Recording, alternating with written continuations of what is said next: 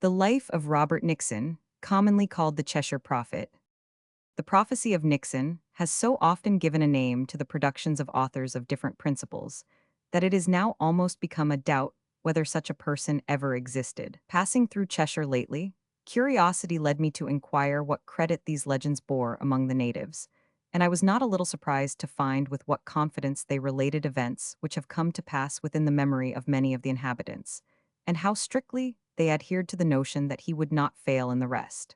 Amongst his number P6 was a namesake and descendant of the same family with this famous idiot, who, at this time lives not far from Vale Royal, from whom I had mostly what follows, which he said he had often heard his father and other ancient people in the country relate.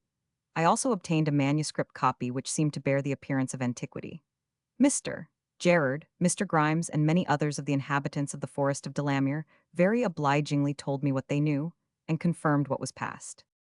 John, or Jonathan Nixon, the father of our prophet, was a husbandman who held the lease of a farm from the Abbey of Vale Royal, to this day known by the name of Bark, or Bridge House in the parish of Overnear New Church, and not far from Vale Royal, on the forest of Delamere, which house is still kept up and venerated by the natives of Cheshire for nothing else that I could hear of. But this extraordinary person's birth, which took place Whitsuntide, and he was christened by the name of Robert, in the year 1467, about the 7th year of Edward IV.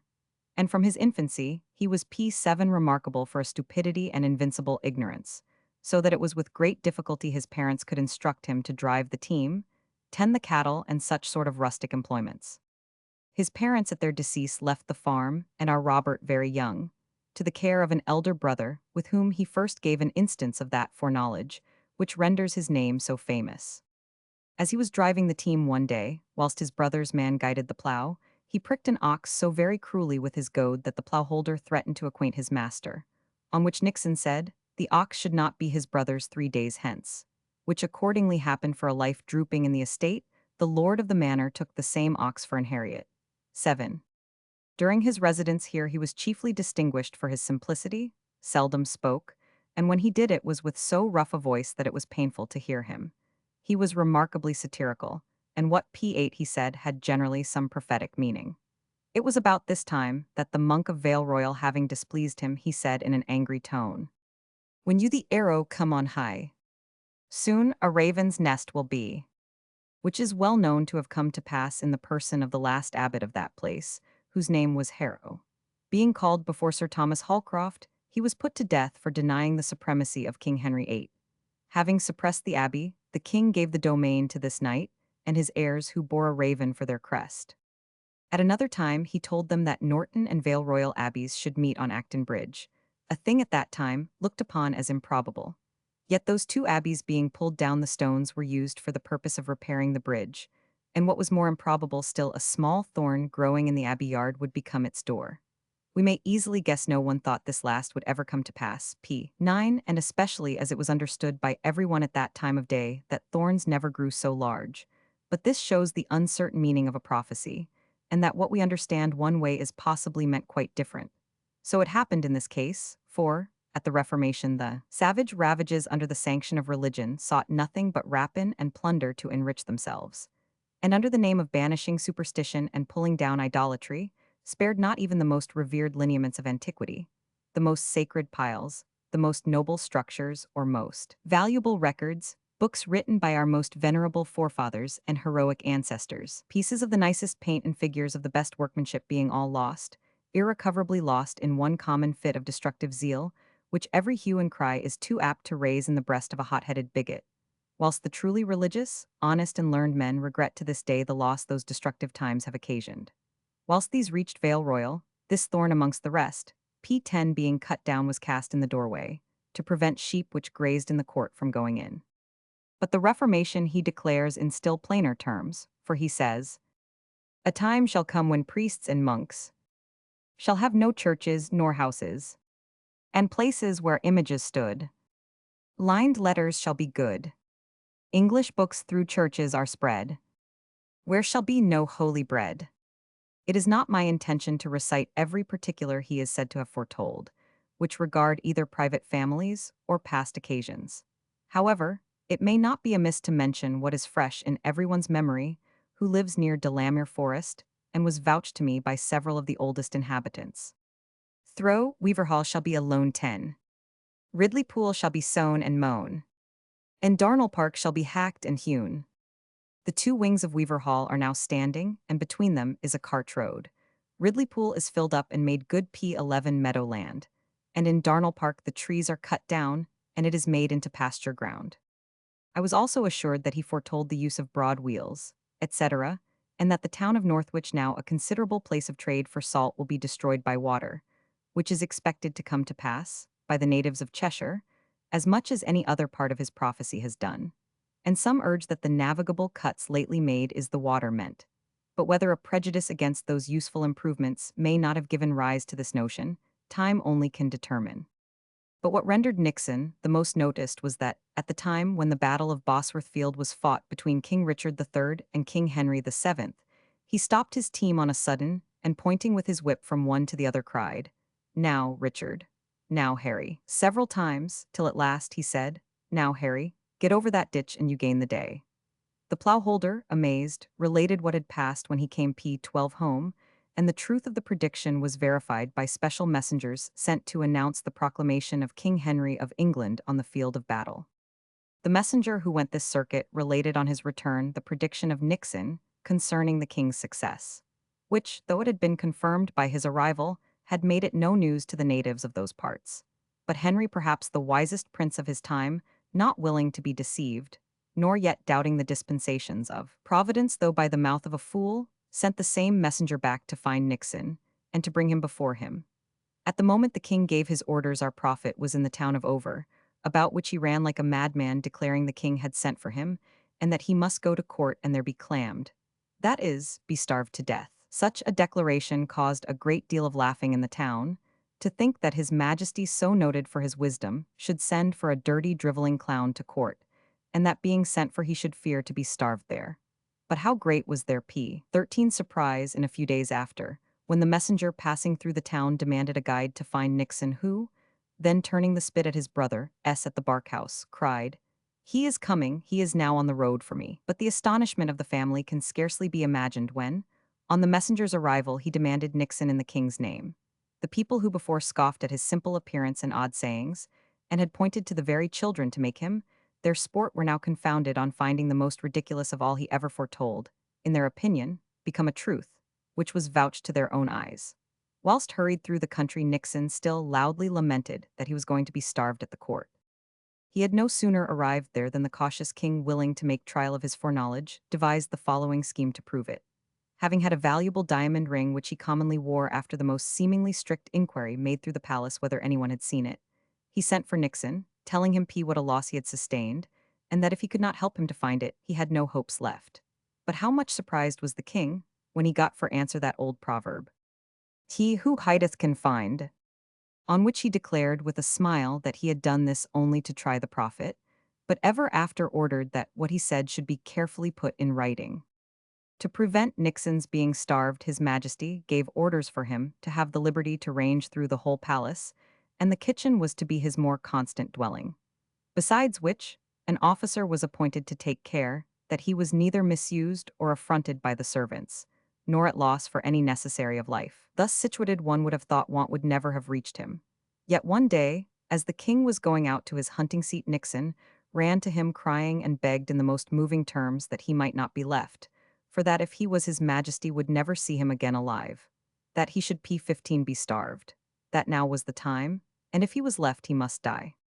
The king, whose thoughts were doubtless fixed on the diversion he was going to, and supposing the matter so very unlikely to come to pass, only said that it was impossible, and recommended him strongly to the officer's care. But scarcely was the king gone from the palace gate, when the servants mocked and teased Nixon to such a degree, that the officer, to prevent these insults, locked him up in a closet, and suffered no one but himself to attend on him, thinking that he should prevent this part of his prophecy coming true. But a message of great importance coming from the king to this very officer, he in his readiness to obey the royal command forgot to set poor Nixon at liberty, and though he was but 3 days absent, when he recollected his prisoner, he found him at his return, dead as he had foretold of hunger. Thus evidenced with what is past, stands his prophecy in every mouth in Cheshire. Yet a greater affront cannot be given than to ask a copy from the families said to be P16 possessed of it. Every possible means it is well known has been used to smother the truth, perplex the curious, and even to abolish the very remembrance that such a one ever existed. But from what reason cannot appear except that it is foretold that the heir of O is to meet with some ignominious death at his own gate. 16 with other family events which, though no person or time being perfectly distinguished may perhaps occasion this secrecy. I must also observe that the cross on Delamere Forest, that is, 3 steps and the socket in which the cross formerly stood are now sunk within a few inches of the ground, though all remember to have seen it within the memory of man, nearly 6 feet above, the cross itself having been destroyed long since. It is also remarkable that Hedlett's cross is mentioned by Merlin de Rymer and most other English and Scotch prophets as the last place in England, on which it is supposed a decisive action will happen. But as to any fixed period when the things will come to pass I cannot learn, being all mentioned with the greatest uncertainty. P18 The original predictions of Robert Nixon, as delivered by himself. When a raven shall build in a stone lion's mouth, on a church top beside the grey forest, then shall a king of England be drove from his crown, and return no more. When an eagle shall sit on the top of Vale Royal House, P19 then shall an heir be born, who shall live to see great troubles in England. There shall be a miller named Peter, with 2 heels on 1 foot, who shall distinguish himself bravely, and shall be knighted by the victor. For foreign nations shall invade England, but the invader shall be killed, and laid across a horse's back, and led in triumph. A boy shall be born with 3 thumbs on 1 hand, who shall hold 3 kings' horses, whilst England 3 times is won and lost in 1 day. But after this shall be happy days. A new set of people of virtuous manners shall live in peace. But the wall of Vale Royal near the pond shall be the token of its truth. For it shall fall. If it fall downwards, P20 then shall the church be sunk forever. But if it fall upwards against a hill, then shall the church and honest men live still. Under this wall shall be found the bones of a British king. Peckforton Mill shall be removed to Ludington Hill, and 3 days' blood shall turn Nottinghamshire 1099. But beware of a chance to the Lord of Olton, lest he should be hanged at his own door. A crow shall sit on the top of Headless Cross, in the forest so grey, and drink of the nobles' gentle blood so free. 200 horses shall want masters, till their girths shall rot under their bellies. P21 Throw, our own money and our own men. Shall a dreadful war begin, between the sickle and the suck? All England shall have a pluck, and be several times forsworn, and put to their wits' end, that it shall not be known whether to reap their corn, bury their dead, or go to the field to fight. A great scarcity of bread corn. Foreign nations shall invade England with snow on their helmets, and shall bring plague, famine, and murder in the skirts of their garments. A great tax will be granted but never gathered. Between a rick and 2 trees, a famous battle fought shall be. London street shall run with blood, and at last shall sink. P22 so that it shall be fulfilled. Lincoln was, London is, and York shall be the finest city of the 3. There will be 3 gates to London of imprisoned men for cowsters. Then if you have 3 cows, at the first gate fell one, and keep thee at home. At the second gate fell the other 2, and keep thee at home. At the last gate all shall be done, when summer in winter shall come, and peace is made at every man's home. Then shall be danger of war. For though, with peace at night the nation ring, men shall rise to war in the morning. There will be a winter council, a careful Christmas, and a bloody Lent. P23 In those days, there shall be hatred and bloodshed. The father against the son, and the son against his father. That one may have a house for lifting the latch of the door. Landlords shall stand, with hats in their hands, to desire tenants to hold their lands. Great wars and pressing of soldiers. But at last clubs and clouted shoes shall carry the day. It will be good in these days for a man to sell his goods and keep close at home.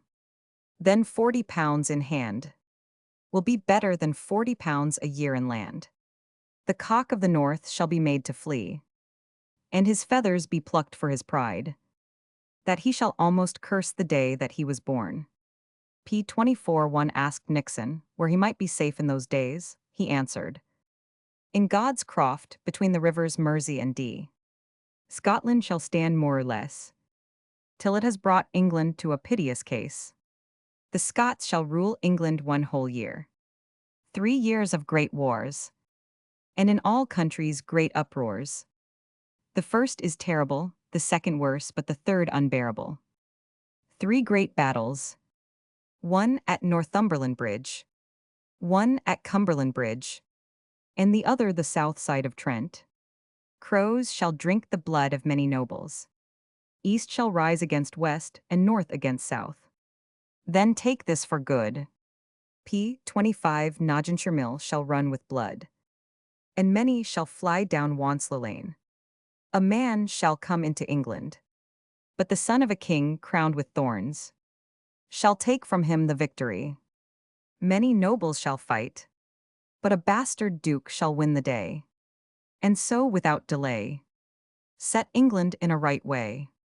A wolf from the east shall right eagerly come, on the south side of Sandford, on a grey Monday morn, where groves shall grow upon a green. Beside green grey they shall flee into rocks, and many die. They shall flee into salt strand, and 20,000 without sword shall die each man. The dark dragon over Sudsbrown shall bring with him a royal band. P. 26 But their lives shall be forlorn.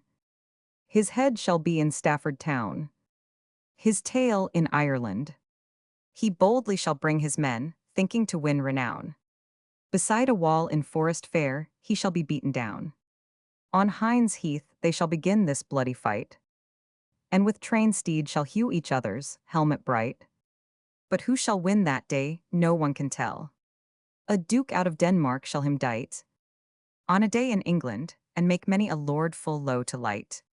And the ladies cry, well away, and the black fleet with main and might their enemies full boldly there assail. In Britain's land shall be a night, on them shall make a cruel fight. P. 27 A Bitterbore with main and might shall bring a royal rout that day. There shall die many a worthy knight, and be driven into the fields green and grey. They shall lose both field and fight. The weary eagle shall to an island in the sea retire, where leaves and herbs grow fresh and green. There shall he meet a lady fair, who shall say, go help thy friend in battle slain. Then by the counsel of that fair, he eagerly will make to flee. 26 Standard of the enemy. A rampant lion in silver set, in armor fair, shall help the eagle in that tide, when many a knight shall die. The bear that hath been long tied to a stake shall shake his chains. P. 28 That every man shall hear, and shall cause much debate.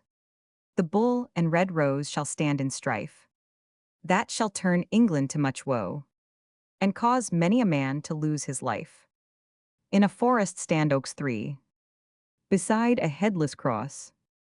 A well of blood shall run and ree. Its cover shall be brass, which shall ne'er appear, till horses' feet have trod it bare. Who wins it will declare. The eagle shall so fight that day, that ne'er a friend s from him away. A hound without delay shall run the chase far and near. The dark dragon shall die in fight. A lofty head the bear shall rear. The wide wolf so shall light. The bridled steed against his enemies will fiercely fight. P. 29 A fleet shall come out of the north, riding on a horse of trees. A white hind beareth he, and their wreaths so free. That day the eagle shall him slay, and on a hill set his banner straightway. That lion who's forsaken been and forced to flee, shall hear a woman shrilly say, thy friends are killed on yonder hill. Death to many a knight this day. With that the lion bears his banner to a hill, within a forest that's so plain, beside a headless cross of stone. There shall the eagle die that day, and the red lion get renown. A great battle shall be fought by crowned kings three. One shall die, and a bastard duke will win the day. In Sandyford there lies a stone. A crowned king shall lose his head on. P30 In those dreadful days, 5 wicked priests' heads shall be sold for a penny. Slaughter shall rage to such a degree, and infants left by those that are slain, that damsels shall with fear and glee cry, Mother, mother, I've seen a man. Between 7, 8, and 9. In England wonders shall be seen. Between 9 and 13. All sorrow shall be done. Then rise up Richard, son of Richard, and bless the happy reign. Thrice happy he who sees this time to come, when England shall know rest and peace again. End of the original Prophecies. P31 The following predictions of Robert Nixon are copied from old pamphlets.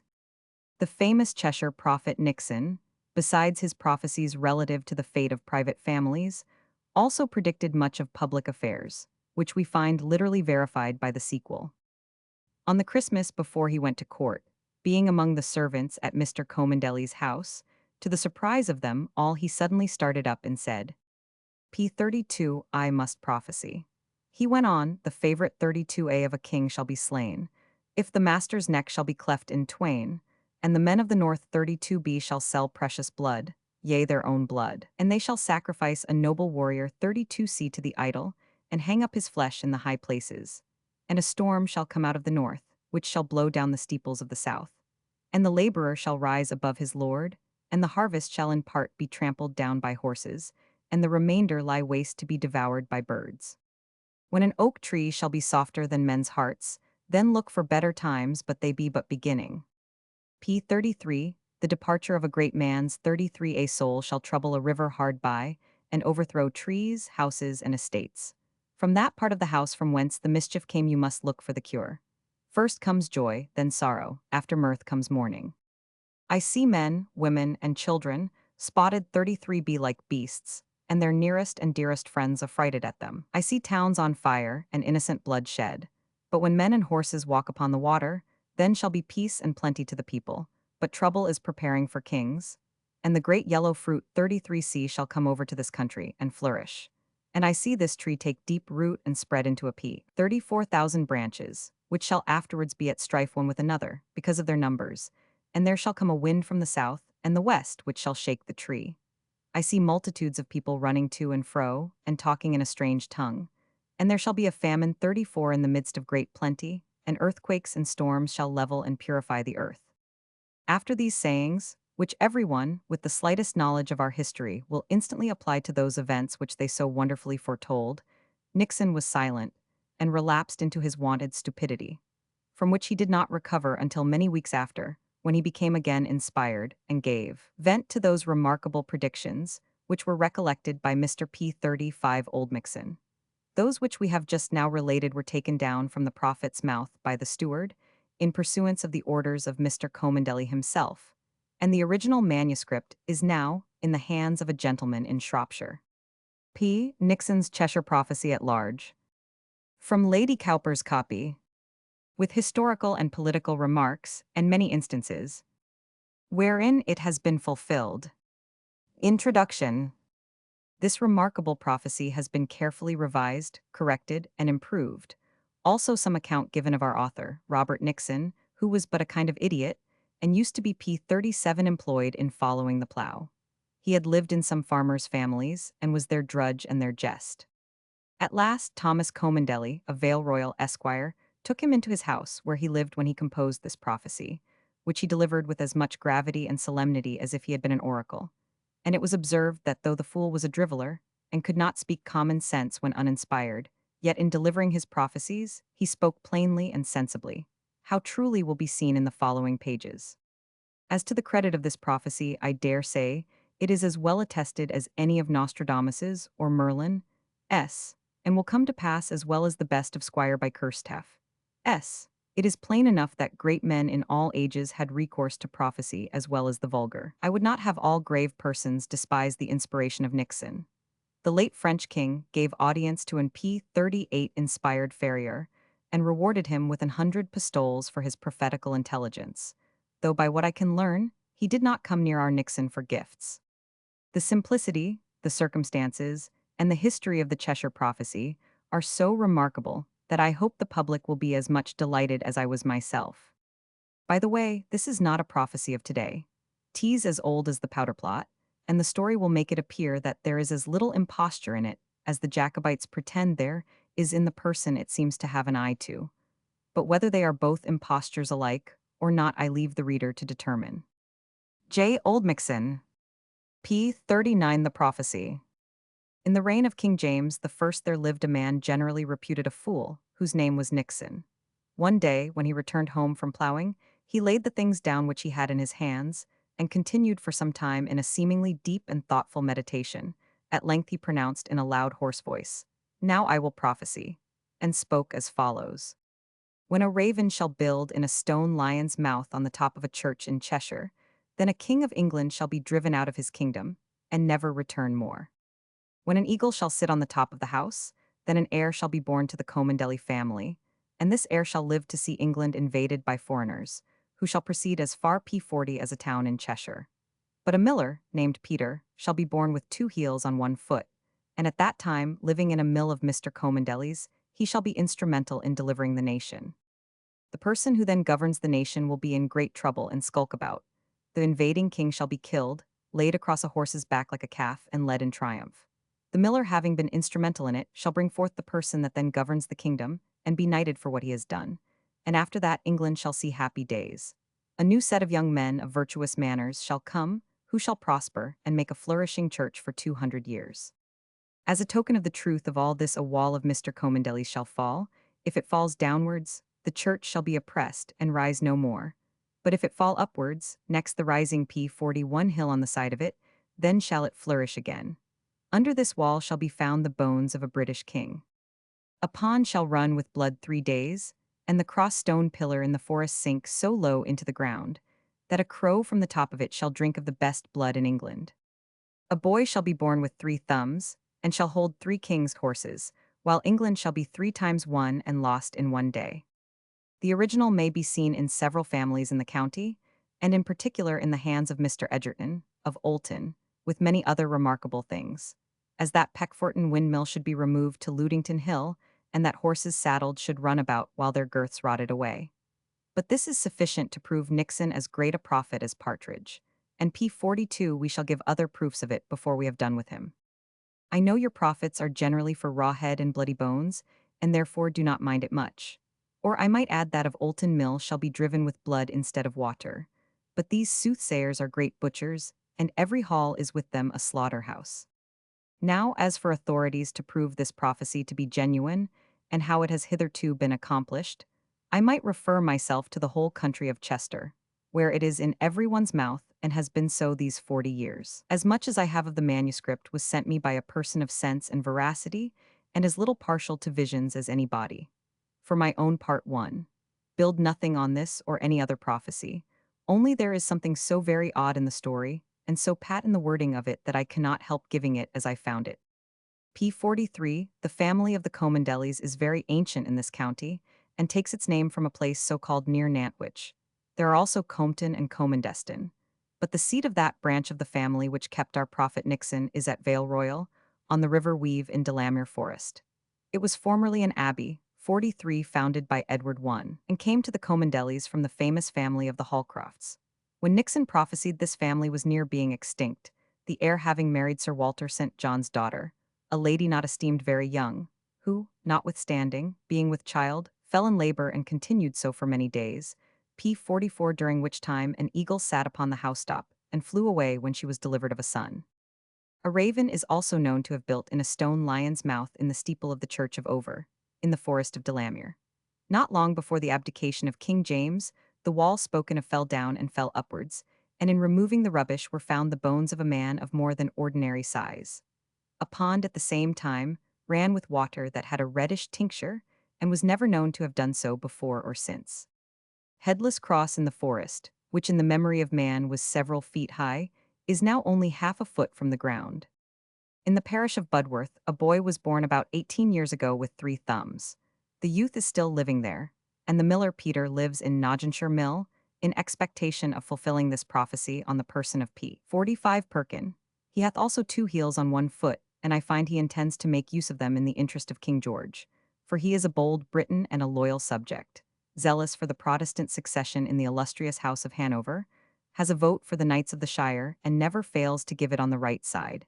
In a word, Peter will prate or box for the good cause that Nixon had lifted him in, and if he does not do the business, this must be said of him, that no man will bid fairer for it, which the Lady Egerton was so apprehensive of, that wishing well to another restoration, she often instigated her husband to turn him out of the mill. But he looked upon it as whimsical, and so Peter still continues there, in hopes of being as good a knight as Sir Philip his landlord was. Of this Peter I have been told, that the Lady Narcliffe of Chelsea and the Lady St. John of Battersea, together with several other persons of credit and P46 fashion, have often been heard to talk, and that they all asserted their knowledge of the truth of our prophecy and its accomplishment, with many particulars that are more extraordinary than any I have yet mentioned.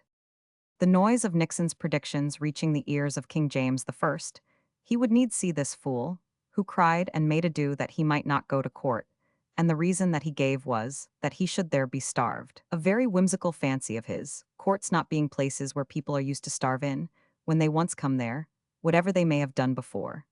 The king, being informed of Nixon's refusing to come, said he would take particular care that he should not be starved, and ordered him to be brought up. Nixon cried out that he was sent for again, and soon after the messenger arrived, who brought him up from Cheshire. How or whether he prophesied to his P47 Majesty, no person can tell, but he is not the first fool that has made a good court prophet. That Nixon might be well provided for, it was ordered that he should be kept in the kitchen, where he grew so troublesome in licking and picking the meat, that the cooks locked him up in a hole. And the king going on a sudden from Hampton Court to London in their hurry, they forgot the fool, and he was really starved to death. There are a great many passages of this fool prophet's life and sayings transmitted in tradition from father to son in this county Palatine, as that when he lived with a farmer before he was taken into Mr. Comendelly's family, he goaded an ox so cruelly that one of the ploughmen threatened to beat him for abusing his master's beast. Nixon said, "My master's beast will not be his 3 days." A life in an estate dropping in at that time, the lord of the manor took the same ox for a P48 Harriet. This account, whimsical and romantic as it was told to the Lady Cowper in the year 1670, by Dr. Patrick, late Bishop of Ely, then chaplain to Sir Walter St. John, and that lady had the following further particulars relating to this prophecy, and the fulfilling of many parts of it from Mrs. Shute, sister to Mrs. Comendelly of Vale Royal, who affirmed that a multitude of people gathered together to see the eagle before mentioned, and the bird was frightened from her young.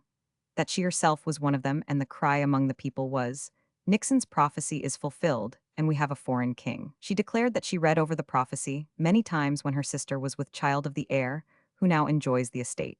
She particularly remembers that King James II was plainly pointed at, and that it was foretold he should endeavor to subvert the laws and religion of this kingdom, for which P49 reason they would rise and turn him out. That the eagle of which Nixon prophesied perched in one of the windows all the time her sister was in labor. She says it was the biggest bird she ever saw, that it was in a deep snow, and it perched on the edge of a great bow window, which had a large border on the outside, and that she and many others opened the window to try to scare it away, but it would not stir till Mrs. Comendelly was delivered, after which it took flight to a great tree over against the room her sister lay in, where having stayed about 3 days it flew away in the night. She affirmed further to the Lady Cowper, that the falling of the garden wall was a thing not to be questioned, it being in so many people's memory that it was foretold that the heir of Vale Royal should live to see England invaded by foreigners, and that he should fight bravely for his king and country. That the miller P50 mentioned is now alive and expects to be knighted, and is in the very mill that is foretold. That he should kill 2 invaders who should come in, the one from the west and the other from the north. That he from the north should bring with him of all nations, Swedes, Danes, Germans, and Dutch. And that in the folds of his garments he should bring fire and famine, plague and murder. That many great battles should be fought in England, one upon London Bridge, which should be so bloody, that people will ride in London streets up to their horses, bellies in blood. that several other battles should be fought up and down most parts of Cheshire, and that the last that ever would be fought in England should be on Delamere Forest, that the heir of Alston, whose name is and has married Earl Comendeli's sister, should be hanged up at his own gate. Lastly, Nixon foretells great glory P51 and prosperity to those who stand up in defense of their laws and liberties, and ruin and misery to those who should betray them. He says the year before this would happen, bread corn would be very dear, and that the year following more troubles should begin which would last 3 years, that the first would be moderate, the second bloody, and the third intolerable, that unless they were shortened no mortal could bear them, and that there were no mischiefs but what poor England would feel at that time, but that George the son of George, 51 should put an end to all, that afterwards the church should flourish, and England be the most glorious nation on earth. Lady Cowper was not content to take these particulars from Mrs. Shute, but she inquired of Sir Thomas Aston of the truth of this prophecy, and he P52 attested it was in great reputation in Cheshire, and that the facts were known by every one to have happened as Nixon said they would, adding that the morning before the garden wall fell, his neighbor Mr. Comendeli, going to ride out a hunting, said Nixon seldom fails, but now I think he will. For he foretold that this day my garden wall would fall, and I think it looks as if it would stand these 40 years.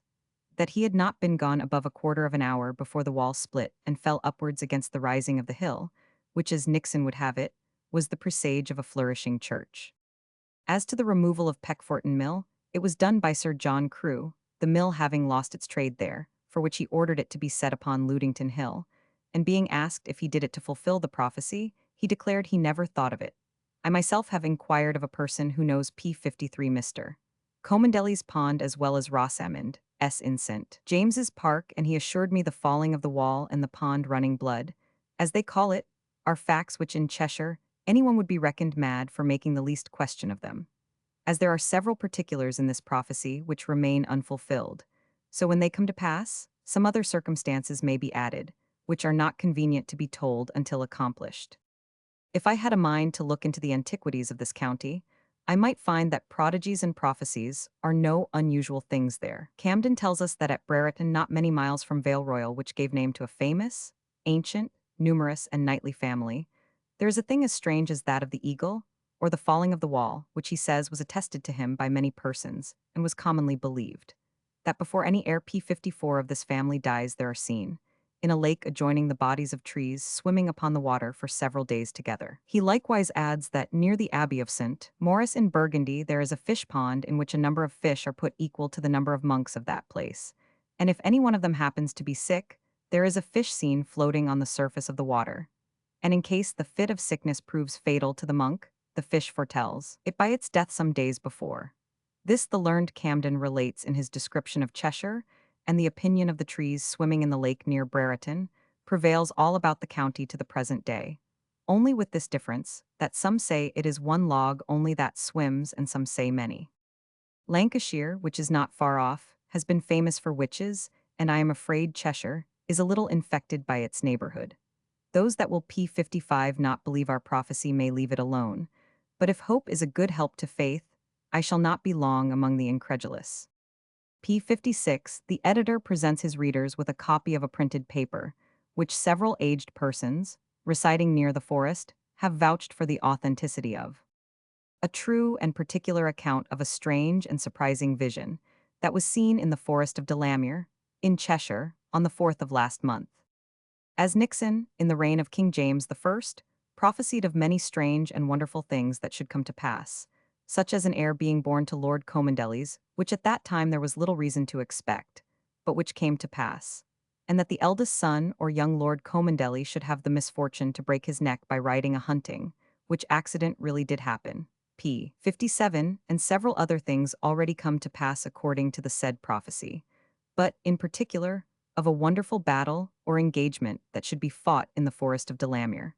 And as it is now fully expected that we shall have an invasion from our natural and inveterate enemies the French, it is also thought it will be in the north of England, and in all probability the said forest of Delamere may be the place of action or engagement. And what strengthens the belief more is the vision that was seen in the said forest on the 4th, as follows. As two ancient persons were walking over the said forest, to their great surprise, they saw at a distance before them, an army rise out of the ground drawn up with their proper officers and their commanders in front of them. And whilst they were looking at and ruminating upon so strange a sight, to their most wonderful surprise and amazement there arose also p. 58 another army out of the ground, at a small distance from the first, and farther in the forest, which army was headed or commanded by a man in royal apparel, who, after having drawn up his army, marched to meet and engage the first. Upon which a most bloody battle ensued with firearms, and many appeared to be killed on both sides. But being so near each other, they laid down or grounded their arms and took to their swords, with which great slaughter was made, and then came to such close quarters that they put up their swords and fought with their hands, all of which engagements continued more than 3/4 of an hour, during which time the said two ancient people were spectators. And at last the remains of the army that first appeared retreated towards the sea, and vanished directly out of their sight, whilst the other army, which was commanded by the man in royal apparel, marched p. 59 victorious out of the field as far as it was possible to see them. These ancient people having spoken of the above vision, it came to the ears of several gentlemen, who sent for, and examined them concerning the truth of it, which they were ready to make oath of for their satisfaction.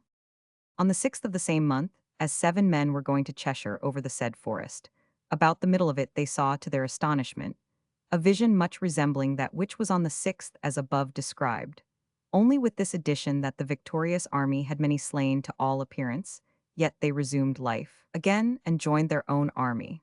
All which is looked upon as a good omen, that if in case England is invaded by her enemies, though the nation be seemingly dead and in great division, yet on the approach of the enemy, they will all in one general heart and one mind exert p. 60 themselves to repel our most inveterate enemies.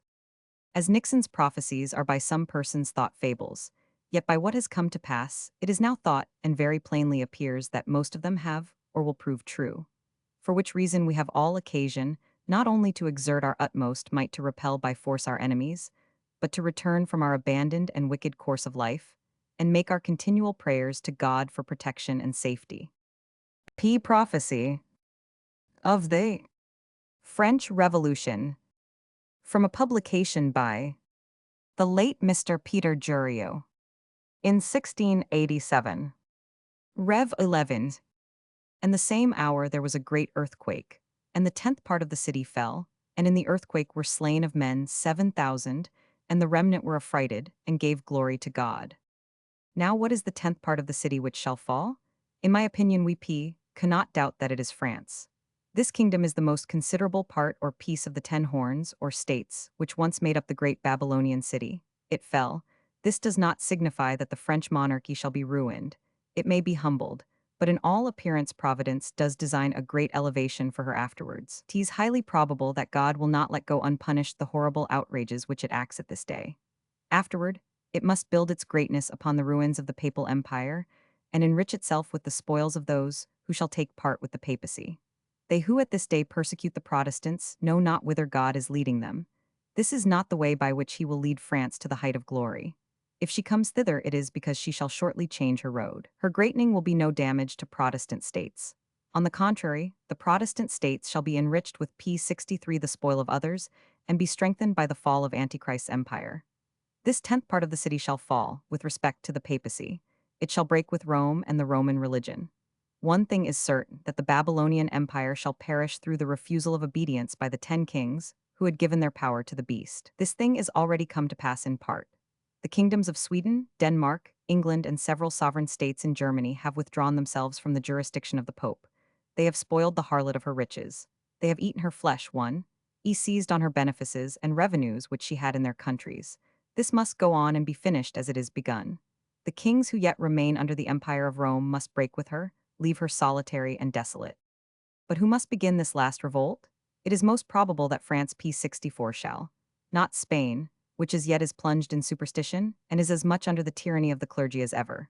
Not the emperor, who in temporal matters is subject to the pope, and permits that in his states the Archbishop of Strigonium should teach that the pope can take away the imperial crown from him.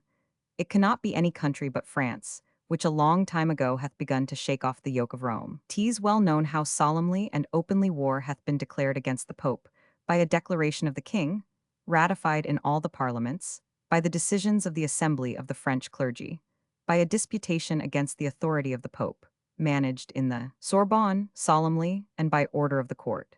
And to heighten the affront, the theses were posted up even upon the gates of his nuncio. Nothing of this kind had hitherto happened, at least in a time of peace, and P65, unless the Pope had given occasion by his insolence. Besides this, superstition and idolatry lose their credit much in France. There is a secret party, though well enough known, which greatly despiseth the popular devotions, images, worship of saints, and is convinced that these are human inventions. God is beforehand preparing for his great work. To this it may be objected that for the last 150 years the Pope's empire hath not been made up of 10 kings, because the kings of England, Sweden, Denmark, etc. have thrown off his government, and consequently France is not at this day the 10th part of the Babylonian Empire, for it is more than a 10th part of it.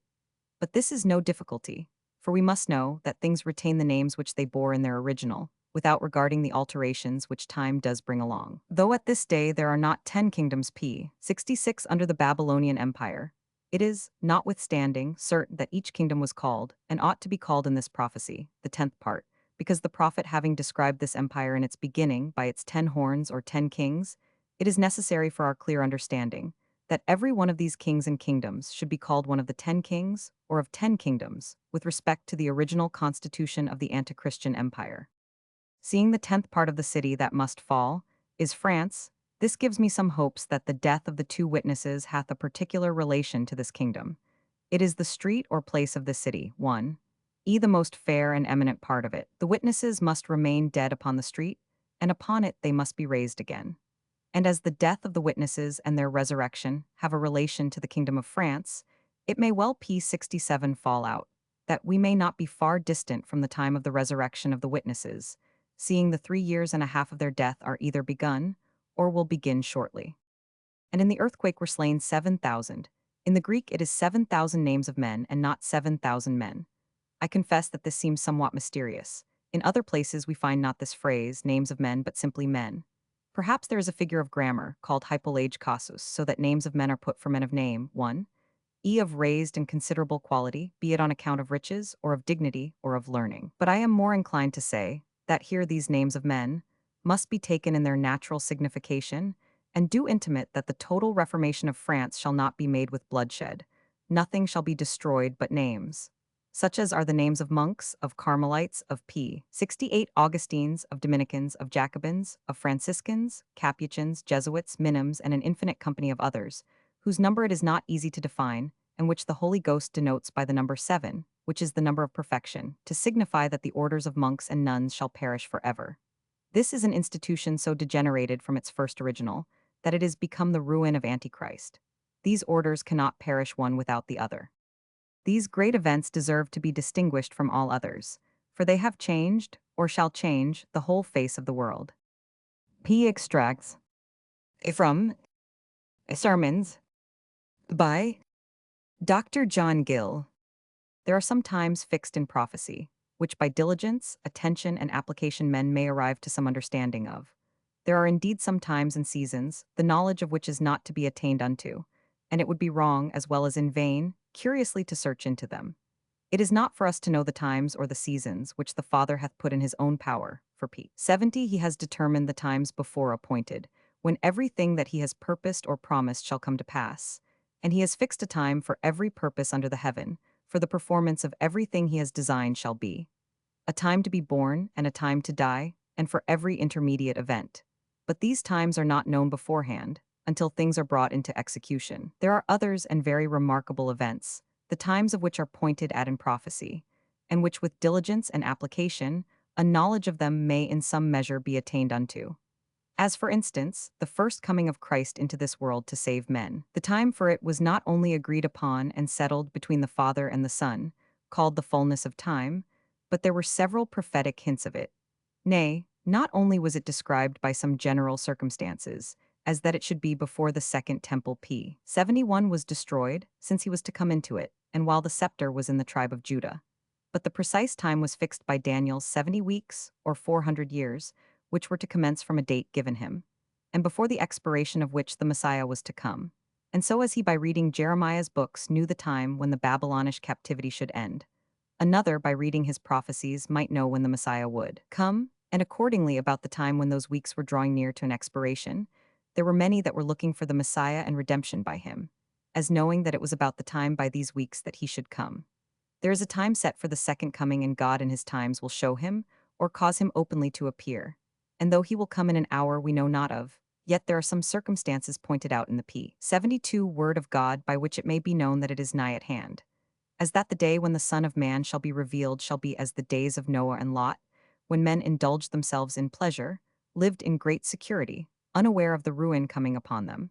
And that when the Son of Man cometh, faith will not be found in the earth, whether this be understood of the grace or doctrine of faith, or of faith with respect to Christ's coming.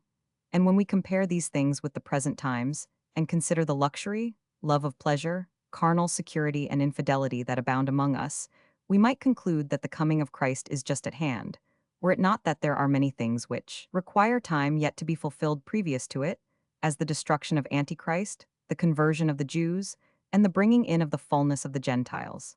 So the last judgment which will take place at the second P. 73 coming of Christ, and is most certain, being early known and often spoken of. Enoch, the seventh from Adam, prophesied of it and of Christ's coming to it. The day is appointed when it will come on, though of that day and hour knoweth no man, not the angels in heaven, but the Father only. But then the principal things that should come to pass, relative to the church, between the first and second coming of Christ to judgment, are signified to us in the book of the Revelation. Sermon from 1 Chron. 12. Preached Jan. 1, 1752. The destruction of Antichrist is the grand leading event to the glories of the state.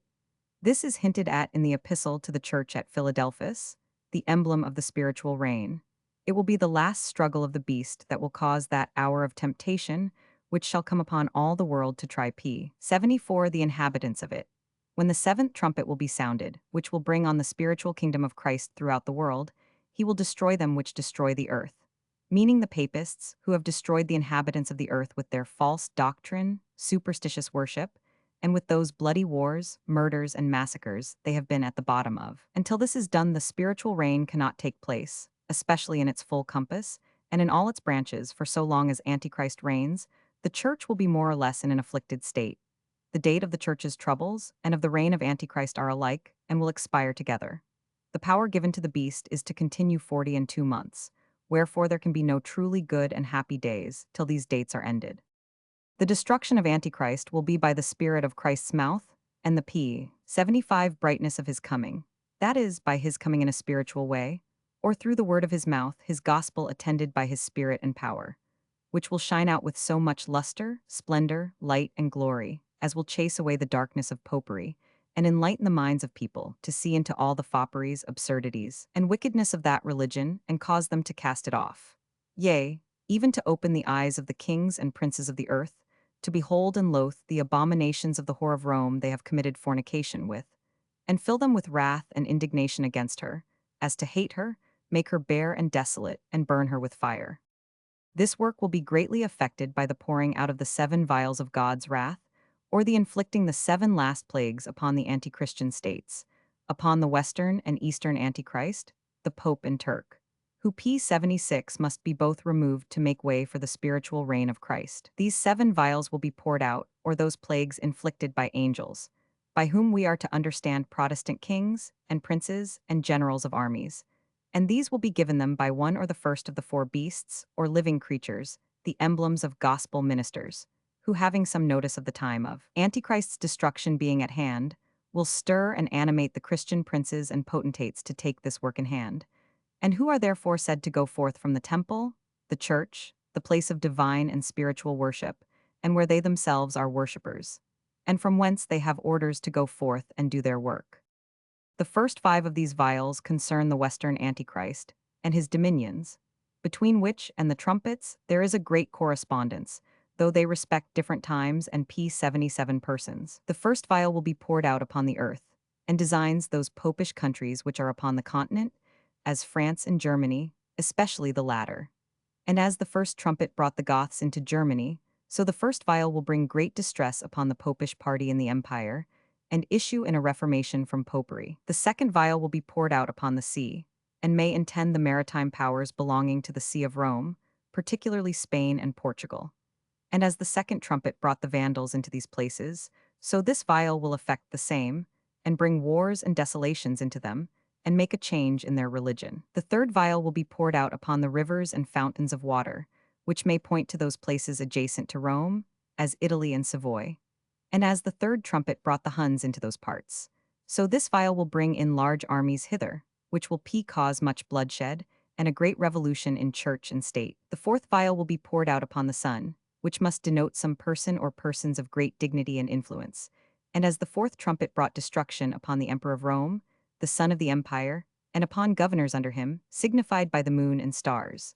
This vial will bring on the ruin of the Pope of Rome, the son of the anti-Christian empire, with all his cardinals, bishops, priests, etc. The fifth vial will be poured out upon the seat of the beast, which is Rome, the seat that the devil gave to the beast, and will produce great darkness in his kingdom, though as yet it will not be utterly destroyed, which is reserved to the seventh vial. Now these several vials, as they will be so many plagues on the western Antichrist, and make so many breaches and ruins upon his states and dominions, so they will be so many gradual steps to the P79 advancement of the glory and kingdom of Christ, and issue in the reformation of these places from popery. The sixth vial will be poured out on the river Euphrates, which designs the Turkish Empire, in the midst of which that river is. And as the sixth trumpet let loose the four angels, or heads of the Ottoman family, into Europe, so this vial affects the same empire and brings destruction on it, signified by the drying up of the waters of that river, as Babylon's destruction is expressed by the drying up of her sea, Jur. 51, which will make way for the king, or kingdoms of the East, the kingdoms of Persia and Tartary and others, to receive and embrace the Christian religion. This is the second, or Turkish woe, which shall pass away, when the kingdoms of this world will become Christ's, and his dominion will be from sea to sea, from the Mediterranean Sea to the Persian Sea, and from the river Euphrates to P80 the ends of the earth. The seventh vial will be poured out upon the air, the whole kingdom of Satan, in all the branches of it, who is the prince of the power of the air. And this vial will clear the whole world of all the remains of Christ's enemies, pagan, papal, and Mahometan, which the other vials left or did not reach. And now will Christ's kingdom be in its full glory. Now the heathens, papists, pagans, and Mahometans will perish out of this land, and these sorts of sinners will be consumed out of the earth, and such wicked ones will be no more. God will make a short work in righteousness upon the enemies of his church. As yet I take it, none of them are poured out, though some great and learned men have so thought. As yet there have been no such devastations on the continent, as in France and Germany, as to produce the above effects, nor in the countries of Spain and Portugal, nor in Italy and Savoy, p. 81, and like the places near Rome, nor in the seat of the beast, Rome itself, nor on the Pope and his cardinals. The river Euphrates is not dried up, the Ottoman Empire is yet in being, the Turkish woe is not passed away, and much less the world cleared of all the enemies of Christ and his church. No, before this work is done, the outer court must be given to the Gentiles, and the witnesses must be slain. Had they begun to be poured out at the time of the Reformation, as some have thought, in all likelihood they would have been finished before now, and Antichrist would have been destroyed, and better times than we are now in would have succeeded. But however, this we may be assured of, that as the plagues in Egypt issued in the destruction of Pharaoh, and in the deliverance of the Israelites, so these vials will end in the ruin of Antichrist, and in the salvation of the Church of Christ. As soon as these things will take place, p. 82, nay, as soon as you hear of those 7 plagues, immediately you hear of persons on a sea of glass, triumphing over Antichrist, having the harps of God, and singing the song of Moses and the Lamb. And no sooner it is said that Babylon is fallen, but voices are heard in heaven ascribing salvation, glory, honor, and power to God for his judgments on the great whore, declaring that the Lord God omnipotent reigneth, that the marriage of the Lamb is come, and his bride made ready, and proclaiming them happy that are called to the marriage supper of the Lamb, all which respect the spiritual reign of Christ, now introduced by the ruin of Antichrist. There will be very large conversions everywhere in the several parts of the world, in all popish countries and anti-Christian states. Even the 10 kings that have given their kingdoms to the beast have been associates of Antichrist and reigned with him, shall p. 83 withdraw from him, they and their subjects shall revolt from him, and be converted, and embrace the pure gospel. As it will be the Christian princes and potentates that will pour out the 7 vials on Antichrist, they will carry the gospel with them wherever they go, or, however, the ministers of it will follow closely at their heels, way being made by the former for them, whose ministry will meet with great success everywhere, and those that escape the judgments of God in these nations will not only be affrighted at them, but will be truly converted by the gospel and give glory to the God of heaven. In the Mahometan nations, the Turkish woe being past, and that empire being destroyed and way made for the gospel to be carried into the eastern kingdoms, great and large conversions will be made by it. There is a most glaring prophecy of this in Issa 60, which whole chapter concerns the spiritual and personal P84 reign of Christ. All the flocks of Kedar shall be gathered together unto thee, the rams of Nebaioth shall minister unto thee. They shall come up with acceptance on mine altar, and I will glorify the house of my glory. Now Kedar and Nebaioth were the sons of Ishmael, Gen 25, who settled in Arabia, the country now possessed by the Turks. So that this is a prophecy of the conversion of multitudes in those parts, whereby the interest of Christ will be increased and his church glorified. Moreover, in all pagan countries the gospel will make its way and be successful. The covering and veil of blindness and ignorance, cast and spread over all people and nations, will be removed by it. Not only the darkness of popery and Mahometanism, but the gross darkness of paganism shall flee away at the light and brightness of Zion's rising. The Gentiles shall come to it. The fullness and forces of them shall be brought into the church, being converted by the word. And not only vast multitudes of the common people, but great personages also. Kings shall be enlightened by it. These shall come to Christ, fall down before him, and worship him.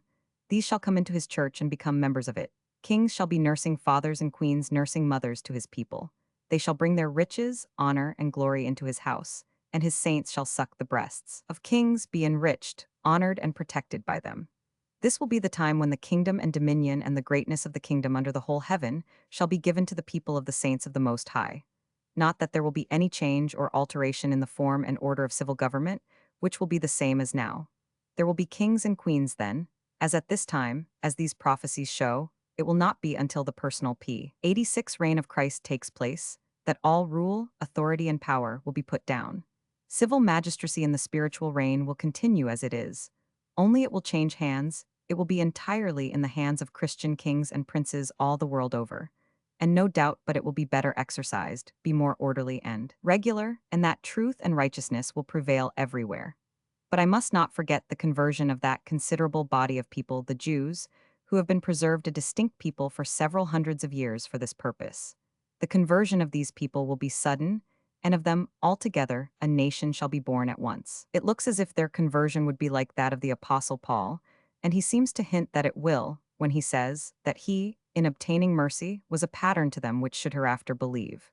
Meaning, perhaps, his own countrymen that should believe P87 in Christ in the latter day, whose conversion would be similar to his.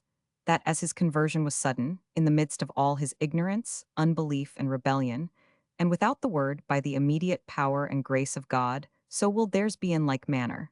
Nor is it likely that their conversion should be by means of the word, since there is such an aversion in that people to the hearing of it, and a rare thing it is to see a Jew in a Christian assembly.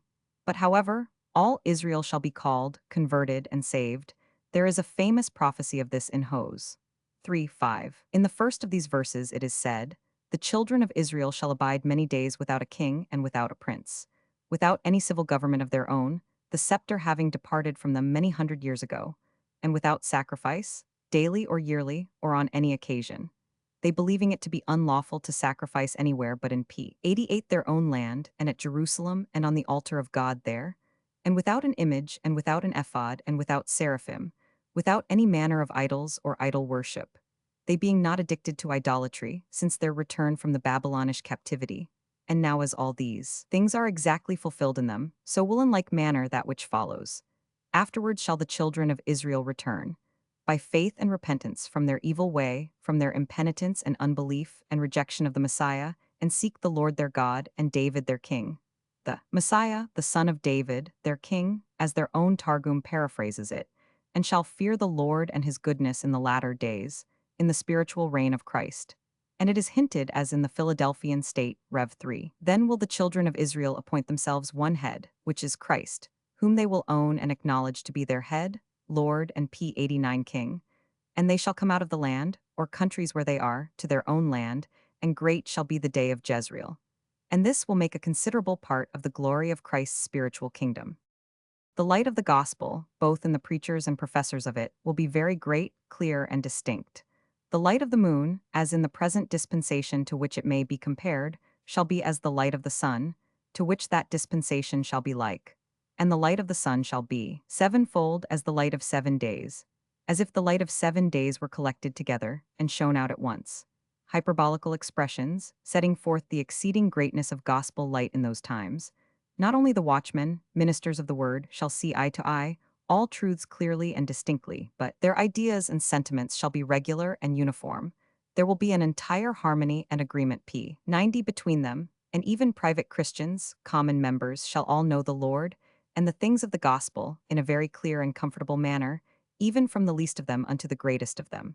When God shall lay Zion's stones with fair colors, and her foundation with sapphires, make her windows of agates, and her gates of carbuncles, and all her borders of pleasant stones. Then all her children shall be taught of God, to such a degree as they never were before, so clearly, fully, and universally. Brotherly love, which is now waxed cold, will be in its height and glory, agreeable to the name of the state, Philadelphia, which signifies brotherly love. There will be no more contentions, animosities, and quarrels. Ephraim shall not envy Judah on account of preeminence of office, gifts, and grace. And Judah shall not envy Ephraim by any haughty or overbearing carriage, or with wrangling debates and p. 91 opprobrious language. The two sticks of Ephraim and Judah shall be one in the hand of the Lord. There will be perfect harmony and love, nothing to disturb, distress, and make uneasy, or tend to alienate the affections of one from another. There will be no pricking briars nor grieving thorns among them. They will be like the first Christians, of one heart and of one mind, and of one judgment, all studying to keep the unity of the Spirit in the bond of peace. Holiness, which becomes the house of God forever, will now adorn every member in it, nor will there be such immorality in the world as at this present time. Holiness will be as common as profaneness is now. In that day there shall be upon the bells of the horses holiness to the Lord. Yea, every pot in Jerusalem and in Judah shall be holiness unto the Lord of hosts. Christ therefore takes his titles in writing to the church at Philadelphia, the emblem of the spiritual reign, suitable to its p. 92 state. As truth and holiness shall then prevail, he addresses it thus: These things saith he that is holy, he that is true. Truth and holiness go together. Truth influences the heart, and that the life and conversation. There will be great peace and prosperity of all kinds, inward and outward, spiritual and temporal. In these days of the Messiah's spiritual reign shall the righteous flourish. An abundance of peace so long as the moon endureth. As the saints will enjoy great peace of conscience and tranquility of mind, so they will have nothing to disturb them without. There will be no more persecution. There will be none to hurt or destroy in all the Lord's holy mountain, as there will be no discord among themselves, so no distress from any enemies. Violence shall no more be heard in their land, nor wasting and destruction within their border. O happy, halcyon days, I go on to observe. There will be a personal appearance p. 93 of the Son of God, and a glorious one it will be. He will personally appear. The Lord himself shall descend, not by his Spirit, or by the communication of his grace, or by his gracious presence as before, but in person he will descend from the third heaven, where he is in our nature, into the air, where he will be visible. Every eye shall see him, when he cometh with clouds, or in the clouds of heaven, which will be his chariot. He will descend on earth at the proper time, and his feet shall stand on the Mount of Olives, on that spot of ground from whence he ascended to heaven. Job seems to have this descent of his in view when he says, He shall stand at the latter day upon the earth, which seems to respect not so much his first coming as his second, since it is connected with the resurrection of the dead. This appearance of Christ will be a very glorious one. It is called the p. 94 glorious appearing of the great God and our Savior Jesus Christ. Happy are those that belong to the city, who are fellow citizens with the saints and of the household of God, whose citizenship is in heaven, and they have a right to enter in through the gates into the holy city, the new Jerusalem. But miserable will these be that will be without, for without are dogs, and then he that is unjust will be unjust still, and he that is filthy will be filthy still, and he that is righteous will be righteous still, and he that is holy will be holy still. Sermon from Psalm 87, preached Dec. 27, 1752. p. 95, an extraordinary prediction relating to the downfall of the House of Bourbon and the House of Austria. Related by Mr. John Wesley. A little before the conclusion of the late war in Flanders, one who came from thence gave us a very strange relation. I knew not what judgment to form of this, but waited till John Haim should come over, of whose veracity I could no more doubt than of his understanding. The account he gave was this. Jonathan Pira was a member of our society in Flanders. I knew him some years, and knew him to be a man of an unblameable character. One day he was summoned to appear before the board of general officers. One of them said, What is this we hear of you? We hear you have turned prophet, and that you foretell p. 96 the downfall of the bloody House of Bourbon and the haughty House of Austria. We should be glad if you were a real prophet, and if your prophecies came true. But what sign do you give to convince us you are so, and that your predictions will come to pass? He readily answered, Gentlemen, I give you a sign. Tomorrow, at 12 o'clock, you shall have such a storm of thunder and lightning as you never had before since you came into Flanders. I give you a second sign. As little as any of you accept any such thing, as little appearance of it as there is now, you shall have a general engagement with the French within 3 days. I give you a third sign. I shall be ordered to advance in the first line. If I am a false prophet, I shall be shot dead at the first discharge, but if I am a true prophet, I shall only receive a musket ball in the calf of my left leg.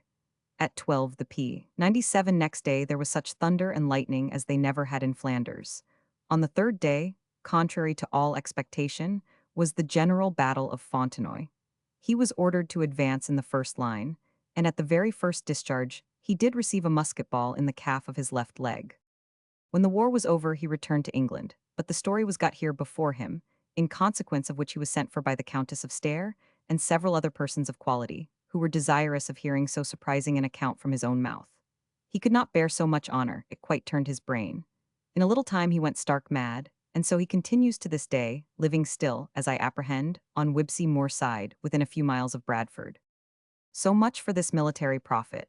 Mr. Wesley remarks in a note that he is since dead, but we are not able to ascertain whether there be any account of him and his predictions in the papers or other periodical publications of that time.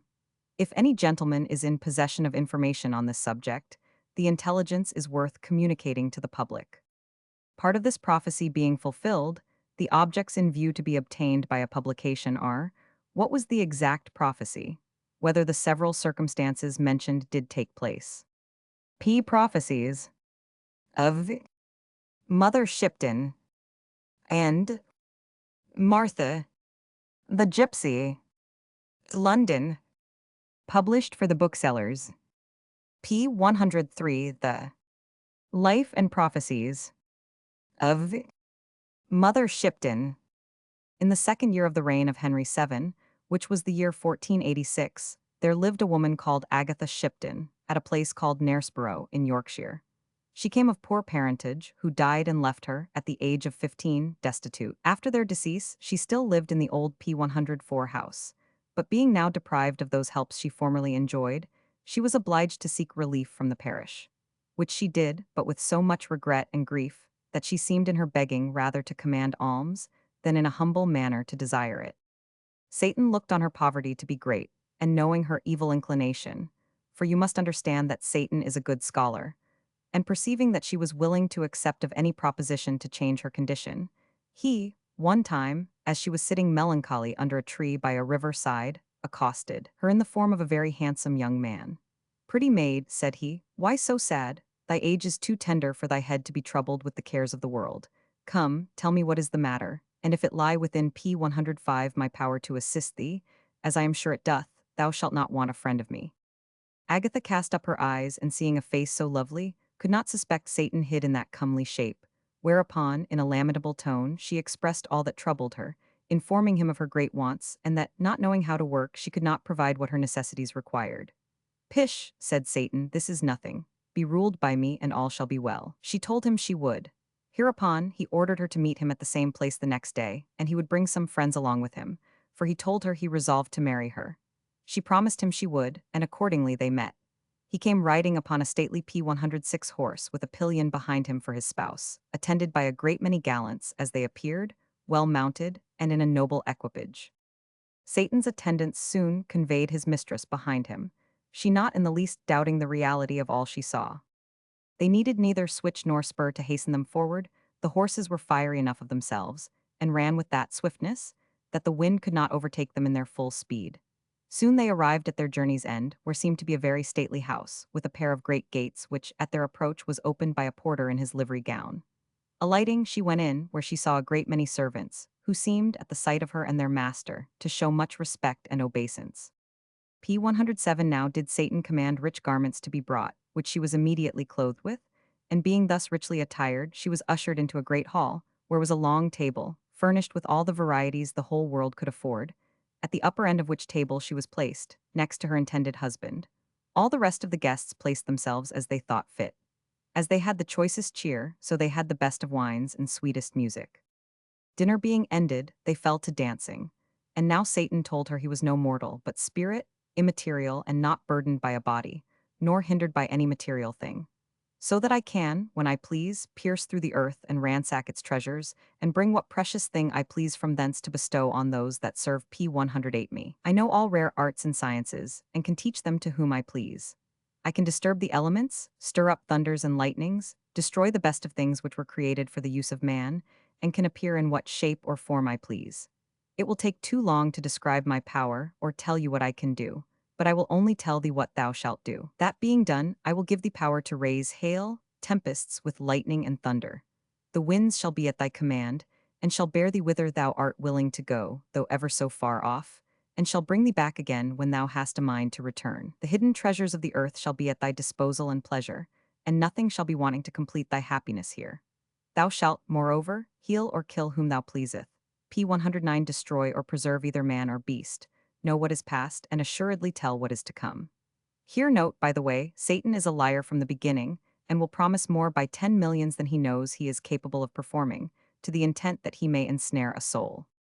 This poor ignorant wretch easily believed what this grand deceiver of mankind told her, and being ravished with the thoughts of being so highly preferred, she condescended to all Satan would have her do, whereupon he bid her say after him in this manner: Razil Elamihem mir amwish zaraja. Sonthan Fankia Raphael have run a tapenot am, because mitzvikat jurid cumin hafi Gabriel, Haydon Turris Dungeness Philinamo Starks Sophocord Hankim. After she had repeated these words after him, he bid her say after P110 him again. Kamitsiduf odal feras tumbeg in Gaul flemugen victo denmarkianto. Having finished his last wicked speech, which even the chief of his minions understood not, and of which none but Satan himself can pick out the meaning, it thundered so horridly that every clap seemed as if the vaulted roof of heaven had cracked and was tumbling down on her head. And withal, that stately palace which she thought she was then in, vanished in a thrice. So did her sumptuous apparel, and now her eyes being opened, she found herself in a dark dolesome wood, a place which from the creation had scarce ever enjoyed the benefit of one single sunbeam. While she was thinking in what course to steer, in order to return, two flaming fiery dragons appeared before her, tied to a chariot, and as she was P111 consulting with herself what was best to be done, she was insensibly hoisted into it, and with speed unimaginable, conveyed through the air to her own poor cottage. Being come home, the neighbors flocked around her, having missed her for 2 or 3 days, shrewdly suspecting some mischief had befallen her. But when they beheld her face, they were all amazed to see such a strange alteration in her countenance in so short a time. Before she met Satan she looked healthy, but now that red plumpness had vanished, there was nothing to be seen but a pale shriveled skin on her cheek, which, for want of flesh, seemed to fall into her mouth, to be devoured by her hunger-starved jaws. Those about her who were charitable-minded pitied her, P112 comforted, and gave her money, which with a great deal of disdain and scorn she threw at them, saying she wanted not, nor stood in need of their alms. For here, said she, is money enough. Plucking her hand out of her pocket, the people near her discovered that what was in her hands was nothing else but some aspen leaves, and notwithstanding they endeavored to persuade her that she was mistaken in supposing that to be money, yet she would not believe them, so strong a power had Satan gotten over her already. In fine, she bid them all begone, for now she began to take little delight in human society. It was not long that they had left her, before Satan came in to see her, in the same handsome young form as he first appeared unto her, telling her that he came to supply P113 the company of those she had wisely dismissed, that she needed not the society of any human creature, for he would not fail to be constantly with her, always bringing with him what should not only serve for a bare livelihood, but be her delight, pleasure, and satisfaction. Hereupon, by Satan's command, there instantly seemingly appeared a complete noise of music, with a great variety of dishes of meat of the choicest and most pleasing sort, which so ravished Agatha that she fell to the ground in a profound and deep trance. One of the neighbors coming in at this time, wondered to see Agatha lying on the floor motionless. However, out of pity, she endeavored to awaken Agatha, but using what means she could, it all signified nothing. She shook and pinched her, yet still P114 she lay insensible. This woman, being strangely amazed, ran out among the rest of the neighbors, crying out poor Agatha Shipton was suddenly struck dead, and desired them to go into the house with her, and be eyewitnesses of the truth. Whereupon several went and found what this woman said to be seemingly true, but one wiser than the rest stooped down and perceiving that she breathed, said, "Friends, ye are all mistaken. Agatha is not dead, but in a trance, or else she is bewitched. She had scarcely uttered these words before Agatha began to stir, and soon after, raising herself on her legs, cried out in a very distracted tone, "What do you here, vile wretches? Cannot I enjoy my pleasures, but ye must be eavesdropping? Get ye gone, ye have nothing to do here." And hereupon she P115 fell a-dancing, which they wondered at because they could hear no music. At length Agatha turned about, and seeing they were not gone, said, "If you are resolved thus to disturb me, and will not go, I will make ye." This somewhat affrighted them, for they now verily believed she was a witch, and as they were hastening away with all imaginable speed, a sudden strong wind hoisted them to a great height into the air, falling all to the ground again without the least harm. The men were like overgrown goats with large horns on their heads, and the women riding on their backs, which sight, as they produced inexpressible wonder, so amidst their amazement they could not but burst out into excessive laughter. This wonderful and unexpected P116 exploit was instantly noised all about the country, and occasioned a great resort of people to the place where Agatha lived, which so perplexed her by their undesired visits that she resolved within herself to be revenged on some of them, which by Satan's help she effected. One had a horse that died suddenly, and being opened, there was found in his stomach fish hooks and hair instead of hay and oats. Another going to sit down at table with persons of good quality, at dinner time, and thinking himself very spruce and fine, had in an instant his ruff pulled off his neck, and the seat of a house of office clapped on in its place. He that sat next to him, breaking out in a great laughter at the sight thereof, was served a little better, for his hat was invisibly conveyed away, and the kitchen P117 pan put on instead thereof. A modest young gentlewoman, who did sit at the table at that time, and was come on no other errand but to see this young witch, which was so much talked of, looking on these two worthy spectacles of laughter, endeavoring all she could to refrain from laughing, but could not for above a quarter of an hour. This made them all laugh so extremely, that the master of the house was alarmed, and being desirous to share with his guests in their mirth, came running upstairs as fast as his legs could carry him. When about to enter the door, he could not, and no wonder, since the oldest man living never saw a larger pair of horns than he had on his head. Whilst they were gazing one on another, more than half distracted, they were reduced to the same condition P118 they were in before. After which there followed a noise, as if 100 persons were laughing together, but nothing at all was seen. These persons, fearing something worse might befall them if they stayed any longer, made all the haste they could to be gone. Agatha, knowing their intent, resolved to take her farewell of them by serving them one trick more, which was this.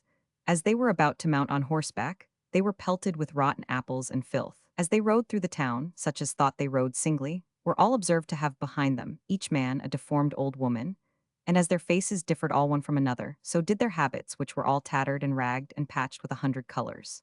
Fear, shame, P119, and the hooting of the people made them put spurs to their horses. Neither did they forbear the whip, nor anything that might add speed to their horses' heels, so that it may be said, they rather flew than rode. Coming home, they declared what wonderful things they had seen performed, though by a young one, yet as they believed, the greatest witch in the world. This news being so generally spread, came at length to the ears of the justices, who now thought it high time to question and bring to examination a person that was so much talked of, and might, if let alone, do a great deal of mischief. Accordingly 2 stout fellows were dispatched for her. They soon found her, and nothing daunted by her witcheries, they resolutely carried her before the justice P120, where being brought, she, not a jot daunted, told him that she had more authority than he, and that notwithstanding his power, she could command one that could overrule him.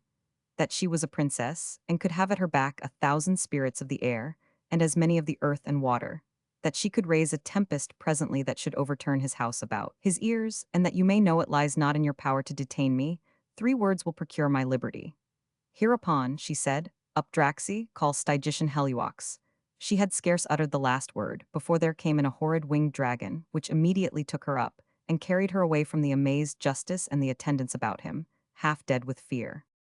P121, this so affrighted all that heard of it, that none would undertake to meddle with her more, so that she had a considerable time of respite.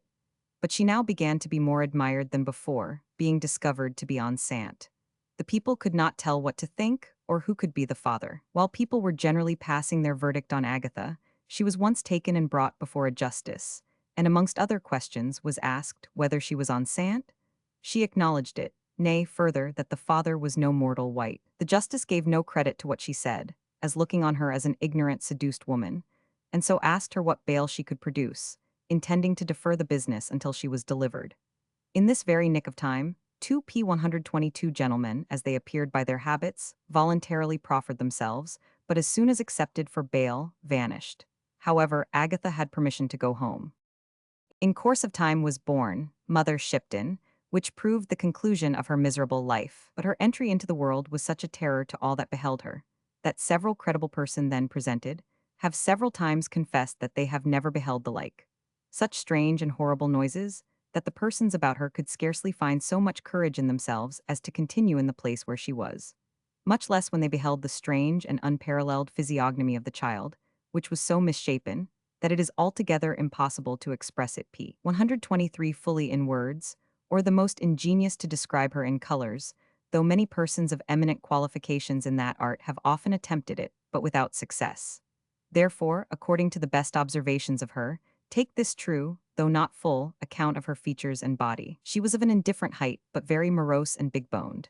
Her head very long, with very great goggling but sharp and fiery eyes. Her nose of an incredible and unproportionable length, having in it many crooks and turnings, adorned with many strange pimples of divers colors, as red and blue mixed, which, like vapors of brimstone, gave such a luster to the affrighted spectators in the dead time of the night, that one of them confessed several times that her nurse needed no other light to assist her in the P-124 performance of her duty. Her cheeks were of a black swarthy complexion, much like a mixture of the black-yellow jaundice, wrinkled, shriveled, and very hollow, insomuch that as the ribs of her body, so the impression of her teeth was easily to be discerned though both sides of her face, answering one side to the other, like the notches in a valley, excepting only two of them, which stood quite out of her mouth, in imitation of the tusks of a wild boar, or tooth of an elephant, a thing so strange in an infant, that no age can parallel.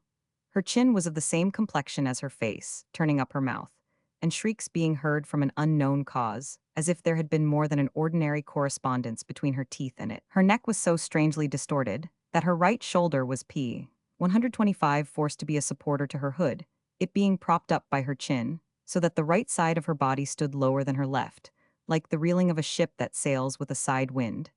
Again, her left side was quite turned the contrary way, as if her body had been screwed together piece after piece, and not rightly placed, her left shoulder hanging just perpendicular to the bottom of the back. Her legs were very crooked and misshapen, the toes of her feet looking towards her left side, so that it was very hard for any person, could she have stood up, to guess which road she intended to steer her course, because she never could look that way she resolved to go. After she had remained under the care of the nurse for a space of a month or thereabouts, she was put out to nurse P-126 at the charge of the parish to a poor woman hard by in the town, where she continued for the space of half a year or thereabouts, the house not being in any way disturbed at all, till at last her nurse having been abroad with the chief of the parishioners, either to procure something of their charity for her subsistence and the maintenance of her family, or else to fetch her money from the overseers of the poor for nursing the child, and returning home to her house she found her door wide open, at which she, much amazed and affrighted, ran to her next neighbor and acquainted her she was quite undone, for her house was broken open and robbed. The man immediately rose from his dinner, accompanied by his wife and also a laboring man. Approaching the door, they endeavored P-127 to enter, but before they could all get in a very strange noise was heard in the next room to them, as if it had been a concert of cats, which so affrighted them that they all ran towards the door, endeavoring to get out again, but in vain, for at their approach there were great long yokes put about their necks in the form of a cross or turnstile, so that they could not possibly return, and while they were thus striving and crying out for help, their yokes at last fell off, and a staff was laid upon the men's shoulders, upon which an old woman presented herself, sometimes hanging by the heels and sometimes by the toes. These sports continued for the space of half an hour, so that the poor men were never more tired nor less pleased at anything than in being constrained to humor this piece of activity. P-128, after they had got a discharge from this, their new employment, the house being now quiet, and they had a little recovered their senses. Missing the woman, they ran further into the house, where they found them in a room in which stood a pair of yarwingles made in the form of a cross. The two women were forced to take the four ends thereof in their hands, and so danced round about one after the other until they were almost tired to death, carrying upon their shoulders an imp in the likeness of a monkey or ape, which hung close upon them. And whenever they slacked their pace, these spirits pricked them forward, continuing this for a considerable time, till at length they vanished quite out of sight, leaving these poor wretches no less weary than astonished, and who, perceiving P129 themselves at liberty, ran to several of the neighbors, acquainting them with what had happened, and causing great amazement amongst them. And immediately the whole town was in an uproar. The minister and several of the most eminent of the inhabitants consulted together upon the occasion what to do in the business, some of them threatening the informers, others thinking they were distracted, but at last they resolved to go to the house.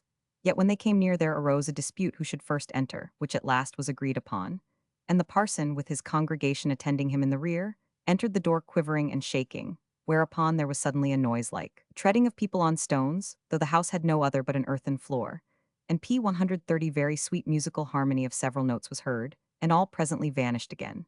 The minister and inhabitants entered, and searching the house missed the child. One of them, looking up the chimney, saw the cradle wonderfully hanging up 3 yards high without any support. This was as strangely conveyed down again.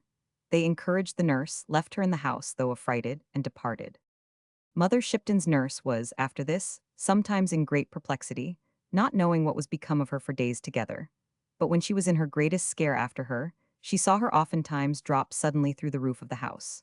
Going out, upon her return she many times found her child stretched out to a prodigious P131 length, taller than the tallest living, and at other times as much shortened. The poor woman's work, for the major part, was only to rectify what these spirits disordered about her house. The chairs and stools would frequently march up stairs and down, and they usually played at bowls with the trenchers and dishes. Sometimes at dinner the meat would be removed before she could touch a bit, which things, as they much troubled the nurse, so they gave great satisfaction to Mother Shipton, as it appeared by her monstrous smiles. Now and then, to pacify her nurse, when she saw her much vexed, she would say, "Be contented, there is nothing here that will harm you." To be short, the nurse was so continually terrified by these apparitions, that she resolved to complain to the P132 parish, and, having made known the truth of what had passed, in commiseration to the almost distracted woman, they removed Mother Shipton to another place, where she was put to school, being of an age fit for it. By this time Mother Shipton was grown a lusty girl, and as she was left to the care of the parish, so the parish took care that she should have the common sort of learning, that is to say, reading and writing, bestowed upon her. Coming to school, her mistress began to instruct her as other children, beginning with 3 or 4 letters at first. But to the amazement and astonishment of her mistress, she exactly pronounced every letter in the alphabet without teaching. Her mistress then showed her a primer, which she read at first sight as well as any in the P133 school, and so on with every book that was shown her. As this produced wonder in her schoolmistress, so it caused hatred and envy in her comrades. Some flouted her for her monstrous long nose, others endeavored to beat her, and all strove to harm her. But she valued them not, revenging herself on every one of them that intended her harm. Some were pinched, and yet no hand seen that did it. Others struck speechless when they were about to say their lessons, not being able to utter a word. None escaped from being served one scurvy trick or other. This so enraged the parents of these children, looking on Mother Shipton as the sole cause thereof, that she was discharged from the school, and so left to the wide world. The singularities of Mother Shipton now began to P134 be talked of everywhere. She was often seen, when alone, to laugh heartily, at other times to talk to herself, uttering very strange riddles, which occasioned some of the more sober sort to converse with her, receiving such strange things from her, as required a long study to find out the meaning. Never a day passed, wherein she related not something very remarkable, and that required the most serious consideration. And now it was that people flocked far and near, her fame was so great, to be resolved of their doubts, all returning wonderfully satisfied in the explanations she gave to their questions. And now Mother Shipton, beginning to grow famous in the world for her notable judgment in things to come, there resorted to her house a number P135 of people of all sorts, both old and young, rich and poor, especially young maidens, who have always a great desire to know when they shall be married, as also what manner of husbands they shall have, to which she gave such satisfactory answers, both for the person and time, that no sooner could a young maid get into her teens, but she would presently trot to Mother Shipton, to be resolved of her doubt. Now though she was not mercenary herself, but refused great gifts when proffered unto her, yet did she keep a young wench, who, rather than fail, if they forgot to open their purse to her, would remember to open her mouth to them, and tell them that neither Dame Shipton nor she could be maintained with thanks, but that the belly required meat to feed it, and that it was money P136 that made the mare to go. One day there came a certain young heir thither, whose father was sick, to be resolved by her whether he should live or die. But Mother Shipton could by no means be wrought upon to tell him anything. Whereupon he proffered the maid great store of money, if she could by any means persuade the dame to fulfill his request. The wench, greedy of money, promised him fair, that if he would come the next morning, he would be certain to be resolved. In the meantime, she importuned her dame with the most cunning rhetoric that she could invent.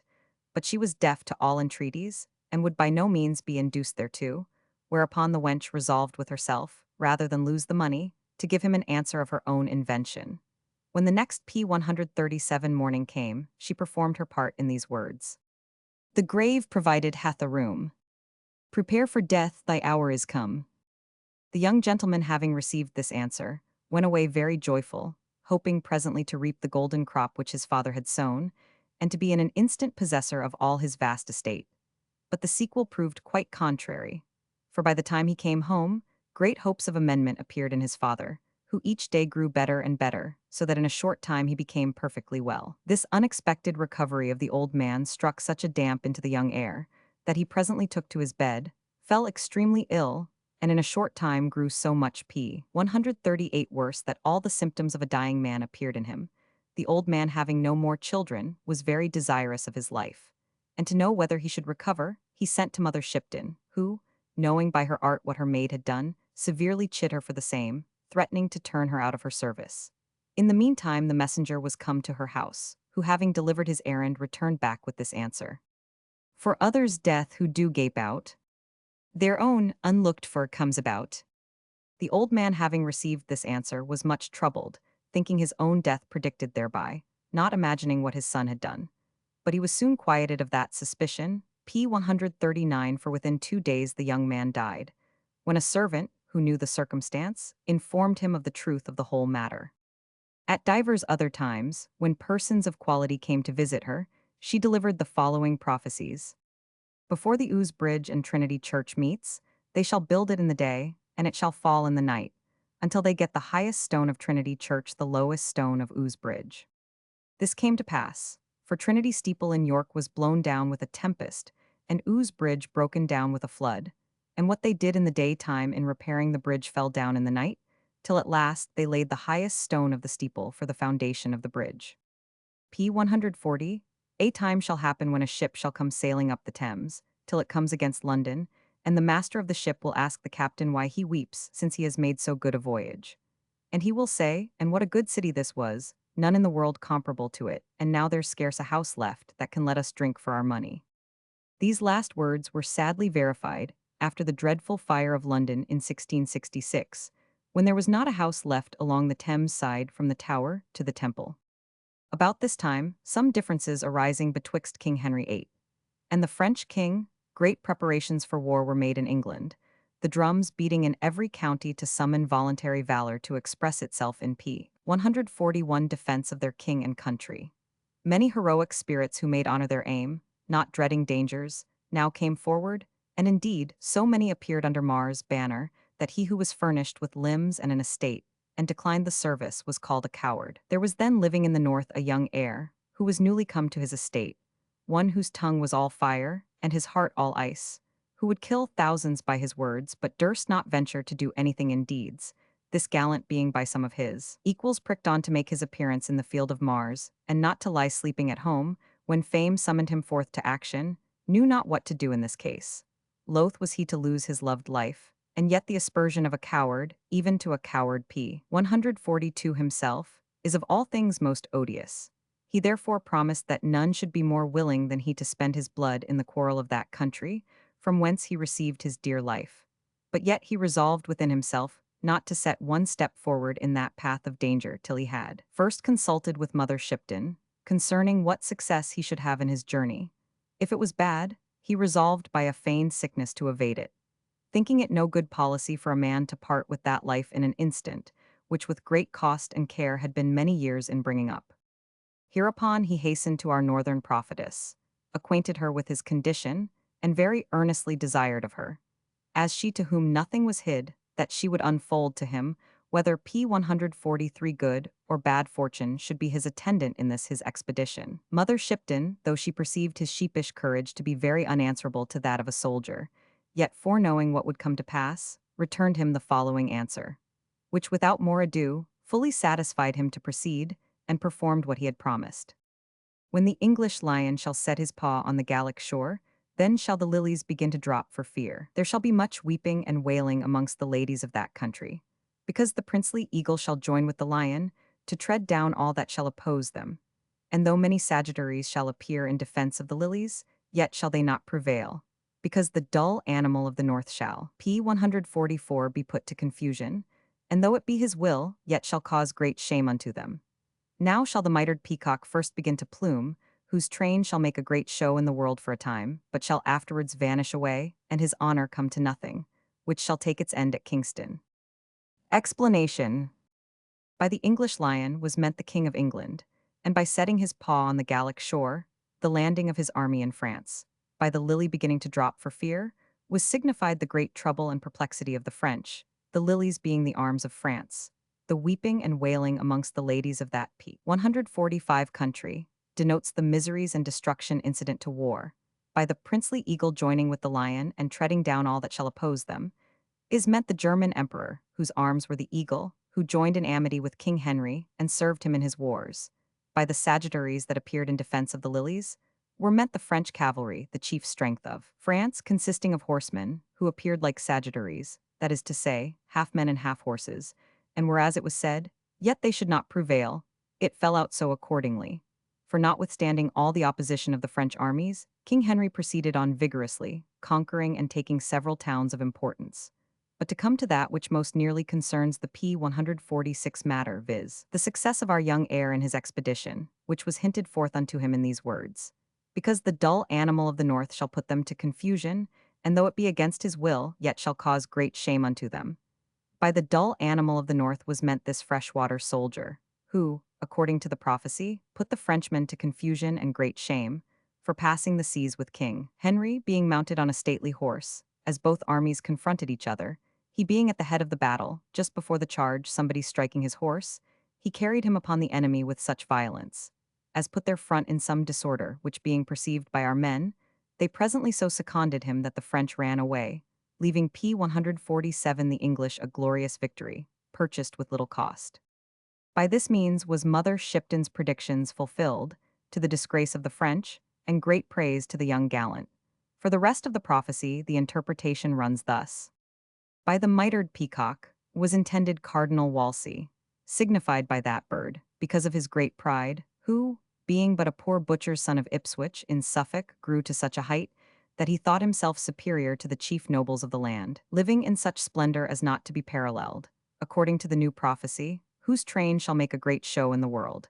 And whereas it is said, the peacock should then begin to plume, so it was that when King Henry had taken the city of Tournai p. 148 in France, he made Wolsey bishop thereof, who soon after rose to the highest degree of honor a subject could be capable of, which afterwards, as the prophecy says, vanished away, and his great honor came to nothing.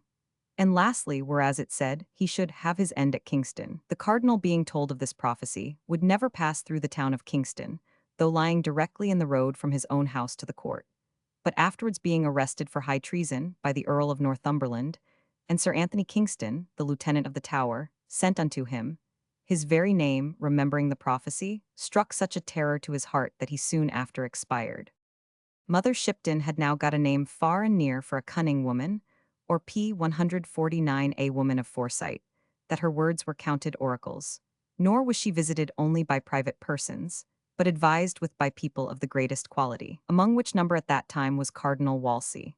When it was reported that he intended to live at York, she publicly said, he should never come thither, which, coming to his ears and being offended, he caused 3 lords to go to her, who came disguised to Dringhouses near York, where leaving their men, they took a guide to Mother Shipton, and knocking at the door, she called from within, come in, Mr. Besly the guide, and these noble lords with you, which surprised them that she should know them. For when they came in she called each of them by their names, and treated them with ale and cakes. p. 150 Whereupon, said one of the lords, if you knew our errand you would not make so much of us. You said the cardinal should never see York. No, said she, I said he might see York but never come at it. Well, said the lords, when he does come thou shalt be burnt. Then, taking off her linen handkerchief from her head, she said, if this burns, and immediately flung it into the fire, but it did not burn, and after it had laid in the flames a quarter of an hour, she took it out again not so much as singed. One of the lords then asked her what she thought of him. My lord, the time will come when your lordship will be as low as I am, and that is low indeed, which proved true, for shortly after he was beheaded. Nor was her speech of the cardinal less verified, for coming to Cawood, he p. 151 went to the top of the tower and asked where York was, which being shown him, he inquired how far it was thither. For quoth he, there was a witch said I should never see York. Nay, said one present, your eminence is misinformed. She said, you might see it but never come at it. Then he vowed to burn her when he came there, which was but 8 miles distant, but behold, he was immediately sent for back by the king, and never returned. Mother Shipton's prediction coming thus effectually to pass, spread her fame far wider than it was, insomuch that many who before looked upon her as a crack-brained woman, now began to admire her, and to esteem her words as oracles. And as the nature of English people is rather to desire to know what is to come, than to seek to rectify p. 152 aught that is done amiss, so the greatest part of her visitants came only to be acquainted with what she knew would come to pass, of which number was the abbot of Beverley, who, fearing the downfall of religious houses, and a change of the religion then professed, putting on counterfeit clothes, came to Mother Shipton, and, knocking at the door, she being within, called to him and said, come in, Mr. Abbot, for you are not so much disguised but the fox may be seen through the sheep's skin. Come take a stool and sit down, for you shall not go away unsatisfied of what you desire. And thereupon she began to utter forth her prophecies in this sort. When the cow doth wive the bull, then, O priest, beware thy skull. And when the lower shrubs do fall, the great trees quickly follow shall. p. 153, the mitred peacock's lofty pride shall to his master be a guide, and one great court to pass shall bring what was ne'er done by any king. The poor shall grieve to see that day, and who did feast must fast and pray. Fate so decreed their overthrow. Riches brought pride, and pride brought woe. These prophecies were thus explained. By the cow was made King Henry, by reason of the earldom of Richmond, which was his inheritance. And the bull betokened Anne Boleyn, whom the king took to wife in the room of Queen Catherine. Her father gave the black bull's head in his cognizance, and when the king had married Queen Anne, then was fulfilled the second line of the prophecy, viz. Then, O priest, beware thy skull. For what a number of priests, religious and secular, lost their heads for p. 154 offending against the laws made to bring this matter to pass. Cardinal Wolsey, who was intended by the mitred peacock, in the height of his pride and vastness of his undertakings, intending to erect 2 colleges, one at Ipswich, where he was born, the other at Oxford, where he was bred, and finding himself unable to endow them at his own charge, he obtained license of Pope Clement VII to suppress 40 small monasteries in England, and to lay their old lands to his new foundations, which was done accordingly, and the poor people that lived in them were turned out of doors. Many of the clergy were very much against this action of Wolsey, especially John Fisher, Bishop of Rochester, alleging for the same an apologue of sop, that the iron head of the axe p. 155 craved a handle of the wood of oaks, only to cut off the boughs of the trees, but when it was a complete axe it felled all the wood. Applying it, that the suppressing of those smaller houses would prove destructive to all the rest, which came to pass accordingly. For King Henry, seeing the cardinal's power to extend so far as to suppress these lower shrubs, he thought his prerogative might stretch so far as to fell down the great trees, and soon after dissolved the priory of Christ Church, near Aldgate, in London, now known by the name of Duke's Place, the richest in lands and ornaments of the priories in London or Middlesex, which was a forerunner of the dissolution of the rest, and that not long after came to pass. By the Great Court is meant the p. 156 Parliament, the supremest court of England, which in the 27th year of King Henry's reign, to support the king's states and supply his wants, conferred on the crown all religious houses which were not able clearly to expend above £200 a year. The great ones not long after following the same fortune of the smaller, which was not done, though attempted, by any king before. By the dissolution of these houses, many thousands were driven to seek their fortunes in the wide world, and became utterly exposed to want. When monkish profession was without possession, many a young man proved an old beggar, and many forced to fast for want of victuals, who formerly had it provided for them to their hands. The great riches and pride of the p. 157 monks and friars was, no doubt, the main cause of their overthrow. For whatsoever was the pretense, questionless prophet was the rope which pulled these religious houses down. All those things coming to pass before the abbot died caused him to have a great esteem of Mother Shipton, and to value her prophecies more than ordinary conjectures. Though at first he could not tell what to make of her ambiguous lines, which, like the oracles delivered at Delphos, rather brought one into a labyrinth of confused conjectures than satisfied the expectation, until by the clue of time, the riddles were manifest, and that which at first seemed so hard, now appeared to the understanding as easy. However, he at present kindly thanked Mother Shipton, and liberally rewarded her maid, p. 158, much admiring that she could be so clear-sighted as to see through his counterfeit dress. Resolving afterwards to be more informed by her concerning future events, he at that time took his solemn leave of her, and returned home. Not long had the abbot been at home, but his abbey was visited by some instrument employed by the Lord Cromwell for that purpose.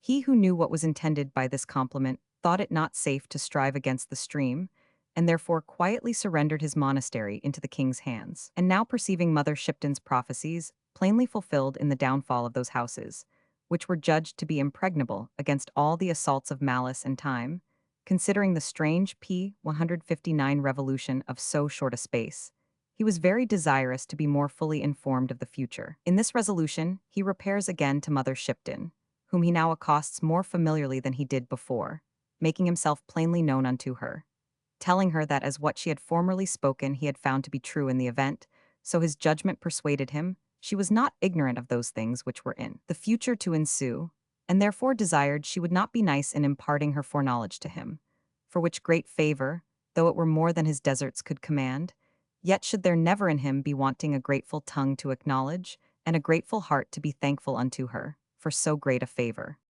Mr. Abbot, said she, leave off p. 160 complimenting, as it is more fit for courtiers and lovers, and not agreeable to an old woman, who will neither flatter nor be flattered by any.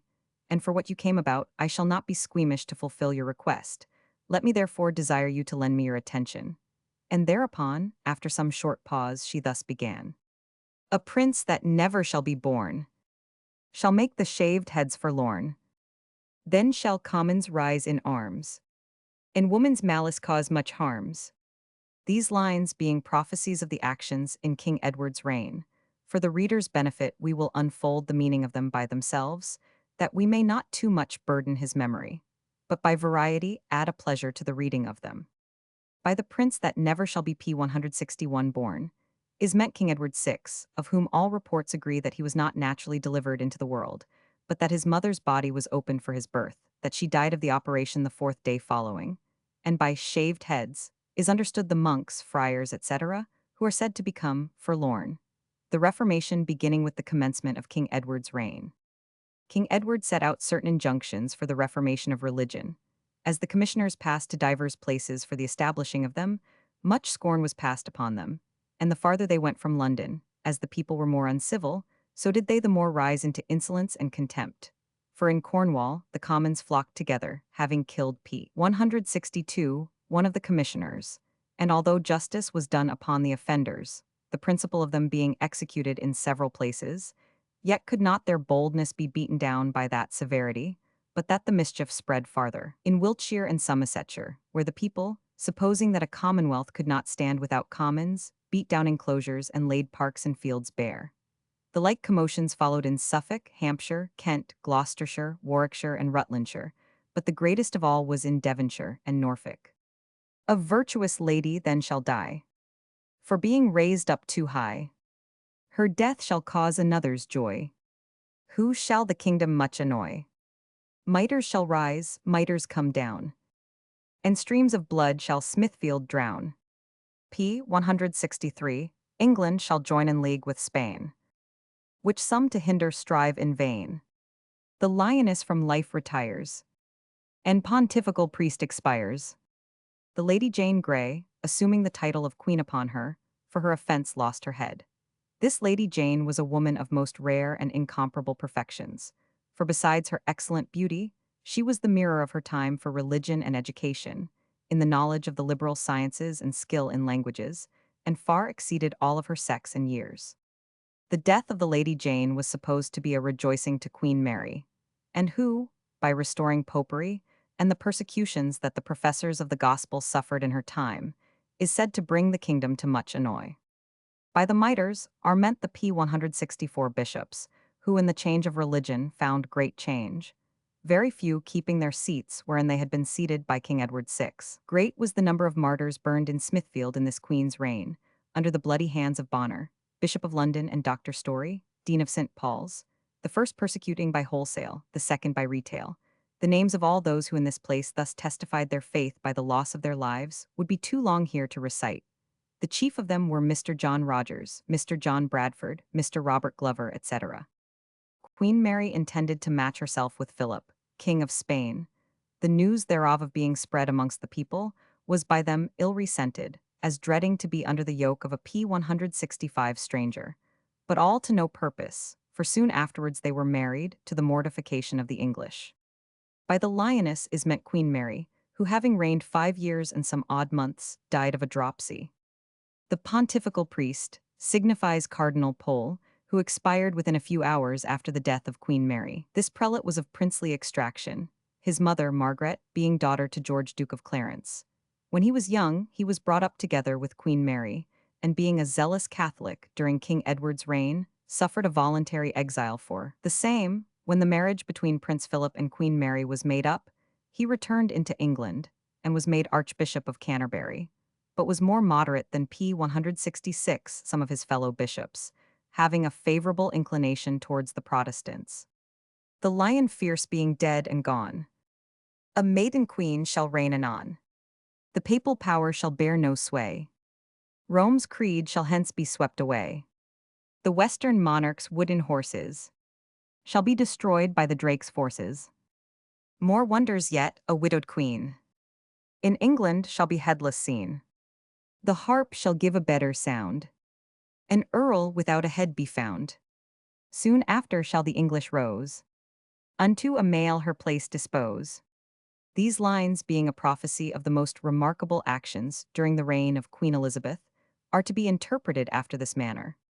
Queen Mary is here meant, not so much for the cruelty done by her, as by the bishops and priests under her, in respect to the blood that was shed and p. 167 the persecutions then suffered. She is here termed a fierce lion, after whom is said, a maiden queen to reign anon, meant by Queen Elizabeth, one who was the mirror of her age and sex, who for above 40 years managed the affairs of this kingdom, having, when she began, few friends that durst help, and leaving no foes when she died that could hurt her, acting her part so well whilst here she reigned, that history can scarce afford us one prince to be matched to her fame in all considerable particulars.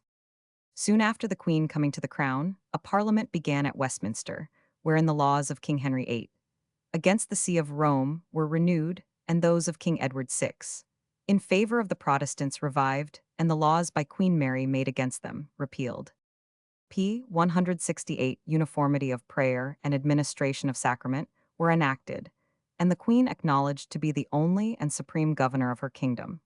The people in each place beating down superstitious pictures and images, which misguided zeal had set up. By the Western monarch's wooden horses is meant the King of Spain's great armada, by them termed invincible, though the success of it answered not the name, being by Sir Francis Drake and others fought with and really vanquished. Most of it sunk, and the rest, destitute and scattered, being chased by our ships into the northern latitudes, and there left to be pursued by hunger and cold. A victory so remarkable that neither time nor age will ever wear the remembrance thereof away. The widowed queen signifies the P169 Queen of Scots, the mother of King James, who was beheaded at Fotheringhay Castle, some say by the privity, others say to the great discontent of Queen Elizabeth. A lady of sharp wit, undaunted spirit, comely person, beautiful face, and majestic presence. A fluent orator and an excellent poetess, as appears by several things of her writing now extant. She was beheaded on the 8th of February, 1587, and was first buried in the choir of Peterborough, and afterwards by her son, King James, solemnly removed from thence to Westminster, where, in the south side of the chapel of King Henry VII, he erected a stately monument to her memory. The harp signifies Ireland, as being the arms of that country, when Queen Elizabeth, by reducing it to a P170 better obedience, made it give a better sound, that is, made it more civilized and profitable to the exchequer than it ever was before. An earl without a head be found.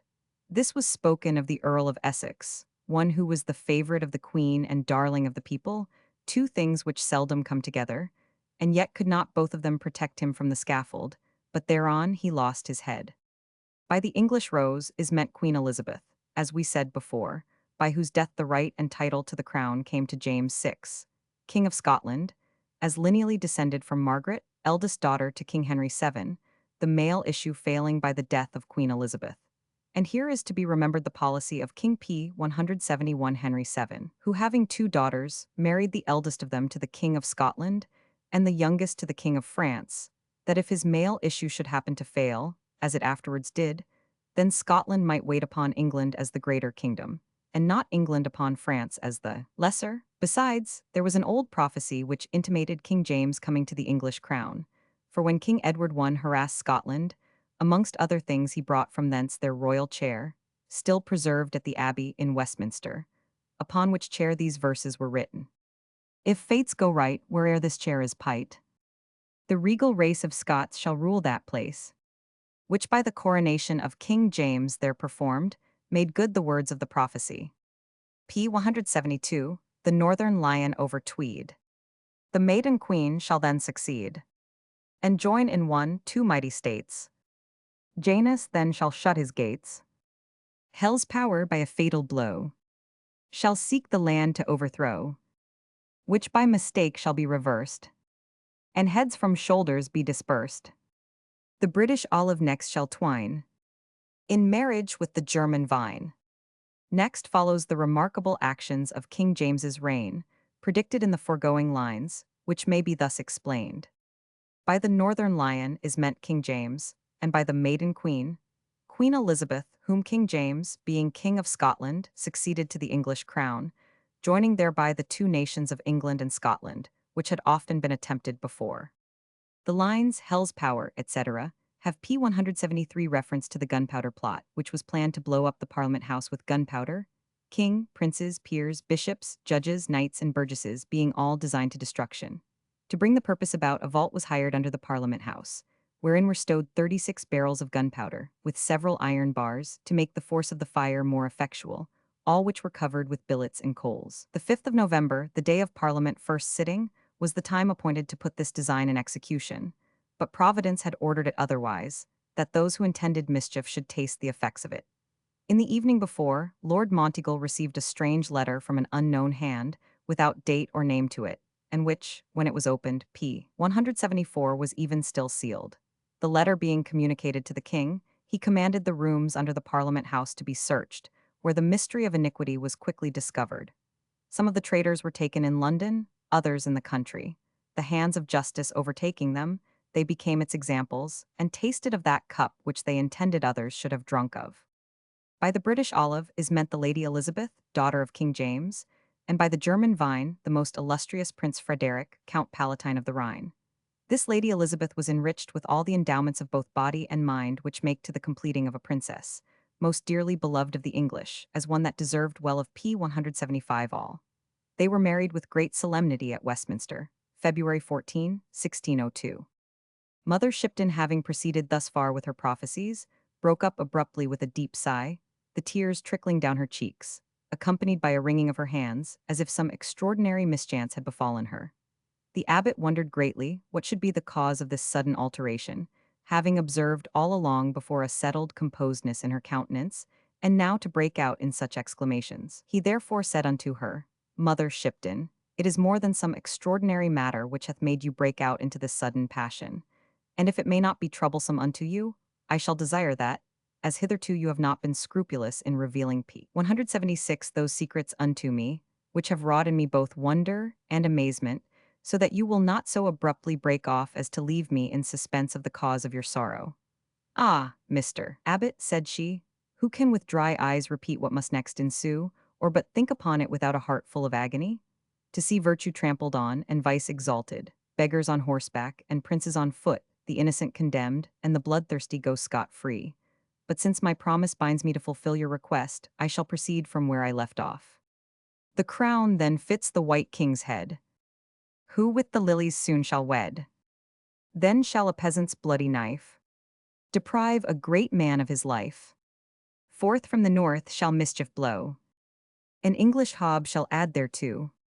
Then shall the council great assemble, who shall make great and small to tremble. P. 177. The white king then, O grief to see, by wicked hands shall murdered be. By the white king is meant King Charles I, so called not only in respect of the purity and uprightness of his life, signified by white, but also at the time of his coronation he was clothed in white. He had, previous to the death of King James, married the Lady Henrietta Maria, daughter of Henry IV, King of France, who is hereupon said to wed the lilies being the arms of France. By the great man, who was to lose his life by a bloody knife, was meant the Duke of Buckingham, the greatest man in favor of those times, and, as is commonly seen, most hated of the people, who laid the blame of all miscarriages in state upon him, being made general for the relief of Rochelle, then besieged P. 178 by the French forces. Before he embarked at Portsmouth, he was stabbed by one Felton, an officer in his army, who, so far from flying for the same, though he might pass away undiscovered, boldly avowed himself to be the man that did it. He was hanged in chains at Portsmouth in the year 1627. The next part of this prophecy alludes to that ancient proverb, "From the cold north, all ills come forth," and may be understood of our troubles commencing in 1630, taking their original rise from Scotland, and fermented by several factious spirits in England, the venom of which poison so infected the veins of the English, that it broke forth into a most bitter war, and ended not but with the deaths of many thousands of people. By the Great Council is meant the P. 179 long-lasting Parliament, as known to all posterity for the remarkable transactions therein. By them fell the wise Strafford and Reverend Laud. By them was episcopacy voted down and presbytery voted up. By them was the common prayer denied and the directory exalted. By them was the church and state turned topsy-turvy, but this cannot be reported of all amongst them. Many of them hated their doings, dissented from them, and suffered by them. The White King by wicked hands, etc., alludes to the beheading of King Charles I, who was the principal victim of these savage wars. The White King dead, the wolf shall then with blood possess the lion's den. But death shall hurry him away. Confusion shall a while bear sway. But fate to England shall restore a king to reign as heretofore. P. 180. Great death in London shall be though, and men on tops of houses go. By the White King, as we said before, is meant King Charles I, and by the wolf, Oliver Cromwell, whose ambition was such that he left no means unattempted until he had got into the lion's den. That is to say, until he had attained the sole government. But death shall hurry him away. Very remarkable was the day in which the Protector died, being September 3, 1658, wherein the wind was so violent that it overthrew many houses, tore up many trees by the roots, tumbled down chimneys, and unroofed barns and stables. But it is a very ill wind that blows none good, so with all the hurt this wind did, it made P. 181 recompense to some folks who had lost their estates in the civil wars, by blowing this Oliver away. But fate to England shall restore a king to reign as heretofore. Which part of the prophecy was fulfilled in the restoration of King Charles II, which put a period to all the Commonwealth, and restored the land to its ancient government. Great death in London, verified by the Great Plague in London in 1665, which for number was the greatest that hath been known in these latter centuries of years. And men on tops of houses go. This was suddenly fulfilled in that great conflagration of fire which happened in London, September 2, 3, and 4, 1666, by which so many houses were P. 182 destroyed, that men afterwards in the ruins went on the tops of those houses whose lofty structures not long before seemed to brave the sky. It will be observed that some of the following prophecies of Mother Shipton relate to the present time, while others more closely concern the future. We will leave them to the reader's own interpretation. 1. Plowed with swords the earth shall be, and blood will mingle with the sea. 2. Soon as the fiery year has passed, peace again shall come at last. P. 183 EI. Great accidents the world will fill, and carriages without horses go, whilst, in the twinkling of an eye, around the world our thoughts shall fly.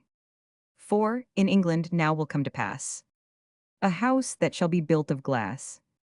5. State and state, in most deadly strife, will fight and seek each other's life. Then, when the north divides the south, The eagle will build in the lion's mouth.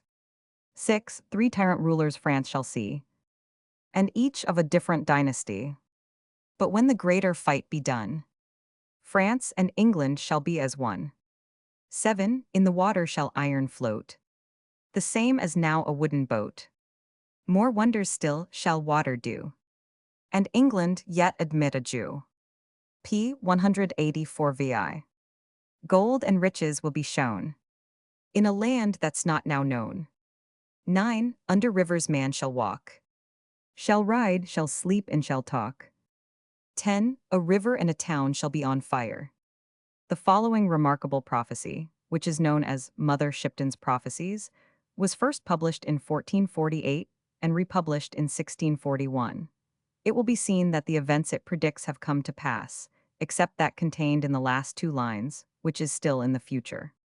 11. Over a wild and stormy sea shall a noble 184 sail, who to find will not fail a new and a fair country. p. 185 from whence he shall bring a herb 185a and a root 185b, that all men shall suit and please both the ploughman and the king, and let them take no more than measure. Both shall have the even pleasure. The world to an end shall come in 1881. Here follow other prophecies, which Mother Shipton stated at various times in her life to different persons. The first coming in of the King of the Scots, James I, shall be at Hallgate town, but he shall not come through the bar. And when the King of the North shall be at London Bridge, his tale shall be at Edinburgh. This was fulfilled in the following manner. When King James arrived, there was such a multitude of people at Hallgate bar to behold him, that to p. 186 avoid the danger of the crush he was forced to ride another way. When King James was at London, his children were at Edinburgh, preparing to come into England. Water shall come over Ouse Bridge, and a windmill shall be set upon a tower, and an elm tree shall lie at every man's door. At that day women shall wear great hats and great bands. This was verified by the conducting of water into York streets through board elms, and the conduit house had a windmill on the top that drew up the water. When there is a Lord Mayor living in Minster Yard in York, let him beware of a stab. A Lord Mayor, whose house was in Minster Yard, was stabbed by an assassin in 3 places, which caused his death. p. 187. When 2 knights shall fall out in the York Castle Yard, they shall never live kindly all their after lives. Sir Thomas Wentworth and Sir John Savile, in choosing knights for the shire in the Castle Yard at York, did so fall out that they were never after well reconciled. When all Colton Hag hath borne crops and corn for 7 years after that you shall hear news. Colton Hag in Mother Shipton's time was a woodland ground full of trees, which some long time after her death was cultivated and bore crops and corn for 7 years. And the 7 years after that was the year of the coming in of the Scots, and their taking of Newcastle. You shall have a year of pining hunger, and p. 188 then a dearth without corn. You shall not know of the war overnight, yet you shall have it in the morning, and when it comes it shall last 3 years. Between Calder and Ayr shall be great warfare. When all the world is aloft, it shall be called Christ's Croft. Calder and Ayr are 2 rivers in Yorkshire, and this prophecy relates to the civil war in the time of Charles I. When the battle of warfare begins, it shall be where Crookback Richard made his fray. It was near Leicester, where Richard III was slain in battle. Their Colonel Hastings was one of the first in arms at the commencement of the Civil War. Or it may thus be understood that as King Richard began his march from Nottingham when he first set out against the Earl of Richmond, so also p. 189 should these wars take rise from thence. And indeed at Nottingham, on Aug. 25th, 1640, Charles I set up his standard, and there continued it to little purpose. They shall say to warfare for your king for half a crown a day, but stir not. They will say to warfare for your king on pain of hanging, but stir not. At the time of the Civil War in 1642, many lords promised 2 shillings and 6 pence a day for each horseman who would join the king's service. For he that goes to complain shall not come back again. This seems to refer to the Welsh and the Irish serving the king, for very few lived to return back again to their own country. p. 190. The following prophecies by Mother Shipton extracted from Lilly's collection, with his remarks, being rather quaint in the composition, are left for the reader to decipher. A. There will be a great battle between England and Scotland, and they will be pacified for a time. And when they come at B. Bramamore they fight, and are again pacified for a time. Then there will be a great battle between England and Scotland at C. Knavesmore, then they will be pacified for a while. Then there will be a great battle between England and Scotland at D. Storkton Moor. Then will ravens sit on the E cross and drink as much blood of nobles as of the commons. Then woe is me, for London shall be destroyed. A. God I hope will prevent this threatened mischief. B. Bramish is a river in Northumberland. C. I conceive it should be Knaresborough, by which the river Nid runs.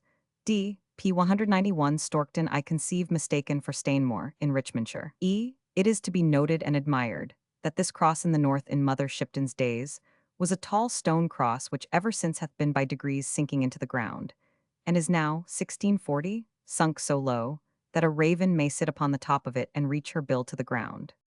And will come a woman with one eye, and she shall tread in men's blood to the knee, and she shall meet a man leaning on a staff, and shall say to him, What art thou? And he shall say, I am king of the Scots. And she shall say, Go with me to my house, for there are 3 nights. And he will go up with her and stay there 3 days and 3 nights. Then will England be lost, and they will cry twice in one day, England is lost. Then there will be 3 nights in Petergate in York, and the one shall not know of the other. There shall be a child born in Pomfret with 3 thumbs, and these 3 knights will give their horses to this child with 3 thumbs to hold, whilst they win England again. Then come in clubs and clouted shoes, and they with P. 192 the 3 knights win England again. And all noble blood shall be gone but one, and they shall carry him to Sheriff Hutton's castle, 6 miles from York, and he shall die there. And they shall choose their earl in the field, and hang their horses on a thorn, and rue the time that ever they were born to see so much blood shed. F. There was a child not many years since born at Pomfret with 3 thumbs, and credibly reported. G. Then they will come to York to besiege it, and they shall keep them out for 3 days and 3 nights. And a penny loaf shall be within the bar at half a crown, and without the bar at a penny. And they will swear, if they will not yield, to blow up the town walls. Then they will let them in, and they will hang the mayor, sheriffs, and aldermen. There will 3 knights go into Crouch Church, and but one of them come out again, and he will cause proclamation to be made, that any man may take house, tower, or bower for 21 years. And while the world endureth, there shall never be warfare again, nor any more kings or queens, but the kingdom shall be governed by 3 lords, then York shall be London. P. 193, G. This is yet unacted. All old prophecies do intimate a final subversion of the monarchy in England. After this shall be a white harvest of corn gotten in by women. Then shall be in the north, that one woman shall say to another, Mother, I have seen a man today. And for one man there shall be 1,000 women. There shall be a man sitting on St. James' Church Hill, weeping his fill. The time will come when England shall tremble and quake for fear of a dead man, that shall be heard to speak. Then will the dragon give the bull a great snap, and when this battle is done, they will all go to London town. This dead man hath not yet appeared, but is at hand doubtless. P. 194 Here follow other prophecies she uttered, which because they concern future times, we shall leave to the interpretation of the reader. 1. The fiery year as soon as o'er. Peace shall then be as before. Plenty everywhere is found. And men with swords shall plough the ground. 2. The time shall come when seas of blood shall mingle with a greater flood. 3. Great noise there shall be heard, great shouts and cries. And seas shall thunder louder than the skies. Then shall 3 lions fight with 3, and bring joy to a people, honor to their king. Mother Shipton, the authoress of these prophecies, continued for years esteemed as the Sibyl or oracle of her time. P. 195, and though she was generally believed to be a witch, yet all persons that either saw or heard of her held her in great esteem, and her memory is much honored by those of her own country, especially in Yorkshire. A long time before her death, she foretold the day and hour she was to take her departure, and the time approaching which she had prophesied, and which was in the year 1561. She took solemn leave of her friends, who were all greatly attached to her, laid down on her bed, and died at the good old age of 75 years. Many more prophecies are current in Yorkshire as of her utterance, but the publisher being unable to find them either properly authenticated, or in any old works, they have been omitted, being desirous of not adding anything which P 196 might tend to destroy her sterling reputation. A stone was erected to her memory near Clifton, about a mile from the city of York, upon which was the following inscription: "Here lies she who never lied, whose skill often has been tried. Her prophecies shall still survive, and ever keep her name alive." P. 197 Prophecies of Martha the Gypsy. London may appear an unbefitting scene for a story so romantic as that which I have here set down, but strange and wild as is the tale I have to tell, it is true, and therefore the scene of action shall not be changed, nor will I alter or vary from the truth, save that the names of the personages in my domestic drama shall be fictitious. To say that I am superstitious would be, in the minds of many wise personages, to write myself down an ass. But to say that I do not believe that which P. 198 follows, as I am sure it was believed by him who related it to me, would be to discredit the testimony of a friend, as honorable and as brave as ever trod the earth.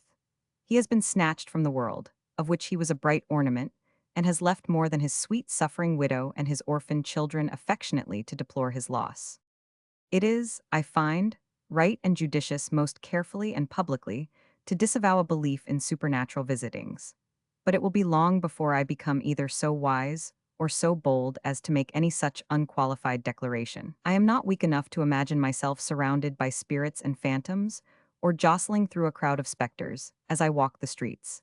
Neither do I give credence to all the idle tales of ancient dames, or frightened children, touching such P. 199 matters.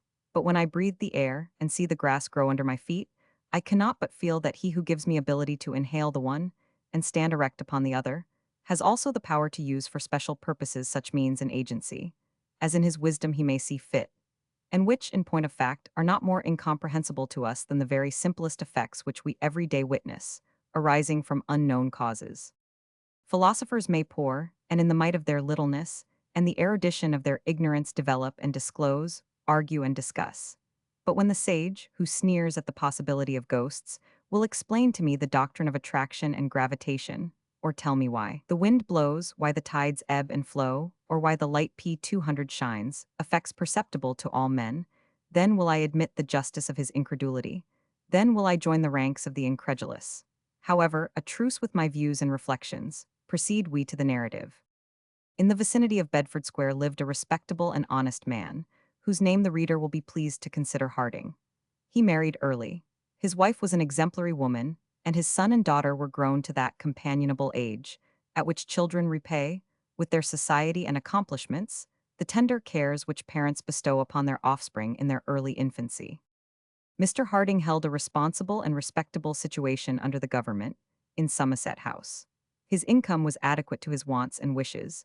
P. 201 his family a family of love, and perhaps, taking into consideration the limited desires of what may be fairly called middle life, no man was ever more contented, or better satisfied with his lot than he.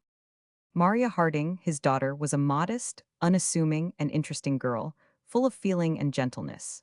She was timid and retiring, but the modesty which cast down her fine black eyes could not veil the intellect which beamed in them. Her health was by no means strong, and the paleness of her cheek, too frequently, alas, lighted by the hectic flush of our indigenous complaint, gave a deep interest to her countenance. She was watched and reared by her tender mother, with all the care and attention which a being so delicate and so P202 ill-suited to the perils and troubles of this world demanded. George, her brother, was a bold and intelligent lad, full of rude health and fearless independence. His character was frequently the subject of his father's contemplation, and he saw in his disposition, his mind, his pursuits and propensities, the promise of future success in active life.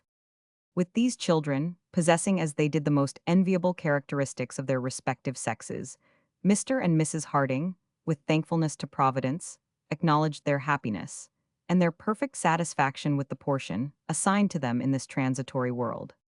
Maria was about 19, and had, as was natural, attracted the regards, and thence gradually chained the P203 affections, of a distant relative whose ample fortune, added to his personal and mental good qualities, rendered him a most acceptable suitor to her parents, which Maria's heart silently acknowledged he would have been to her, had he been poor and penniless.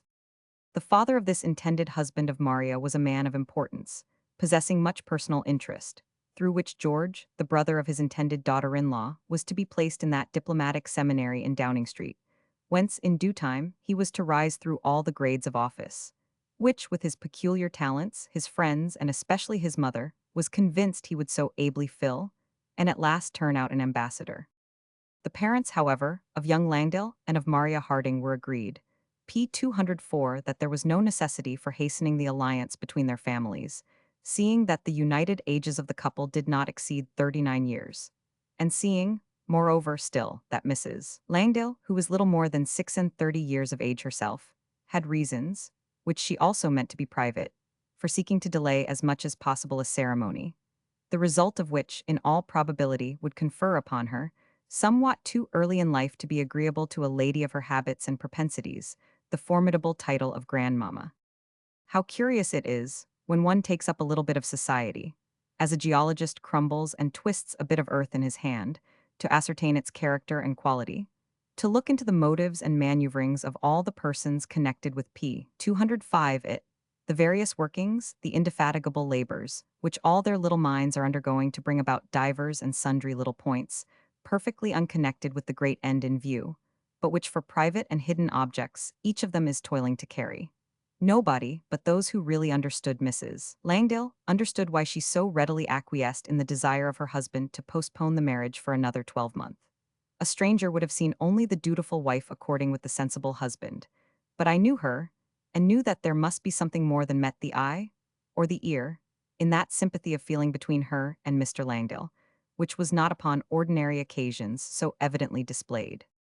Like the waterman who pulls one p. 206 way and looks another, Mrs. Langdale aided the entreaties and seconded the commands of her loving spouse, touching the seasonable delay of which I am speaking, and it was agreed that immediately after the coming of age of Frederick Langdale, and not before, he was to lead to the hymeneal altar the delicate and timid Maria Harding. The affair got whispered about. George's fortune in life was highly extolled, Maria's excessive happiness prophesied by everybody of their acquaintance, and already had sundry younger ladies, daughters and nieces of those who discussed these matters in divan after dinner, began to look upon Miss Harding with envy and maliciousness, and wonder what Mr. Frederick Langdale could see in her. She was proclaimed to be insipid, inanimate, shy, bashful, and p. 207 awkward. Nay, some of her female friends went so far as to discover that she was absolutely awry. Still, however, Frederick and Maria went loving on, and their hearts grew as one. So truly, so fondly were they attached to each other. George, who was somewhat of a plague to the pair of lovers, was luckily at Oxford, reading away till his head ached, to qualify himself for a degree, and the distant duties of the office whence he was to cull the bunches of diplomatic laurels, and whence were to issue rank and title, and ribbons and crosses innumerable. Things were in this prosperous state, the bark of life rolling gaily along before the breeze, when as Mr. Harding was one day proceeding from his residence to his office in Somerset Place through Charlotte Street, Bloomsbury, he was p. 208 accosted by one of those female gypsies who are found begging in the metropolis, and especially in the particular part of it in question. "Pray remember poor Martha, the gypsy," said the woman. "Give me a halfpenny for charity, sir, pray do." Mr. Harding was a subscriber to the Mendicity Society, an institution which proposes to check begging by the novel mode of giving nothing to the poor. Moreover, he was a magistrate. Moreover, he had no change, and he somewhat sternly desired the woman to go about her business. All availed him nothing. She still followed him and reiterated the piteous cry, "Pray remember poor Martha, the gypsy." At length, irritated by the perseverance of the woman, for even p. 209 subordinates in government hate to be solicited importunately, Mr. Harding, contrary to his usual custom, and contrary to the customary usages of modern society, turned hastily round, and fulminated an oath against the supplicating vagrant. "Curse," said Martha, "have I lived to this? Hark ye, man, poor weak haughty man, mark me, sir, look at me." He did look at her, and beheld a countenance on fire with rage. A pair of eyes blacker than jet, and brighter than diamonds, glared like stars upon him. Her black hair disheveled, hung over her olive cheeks, and a row of teeth whiter than the driven snow displaying themselves from between a pair of coral lips, in a dreadful smile, a ghastly sneer of contempt which mingled in her passion. Harding was riveted to p. 210 the spot, and, affected partly by the powerful fascination of her superhuman countenance, and partly by the dread of a disturbance in the street, he paused to listen to her. "Mark me, sir," said Martha.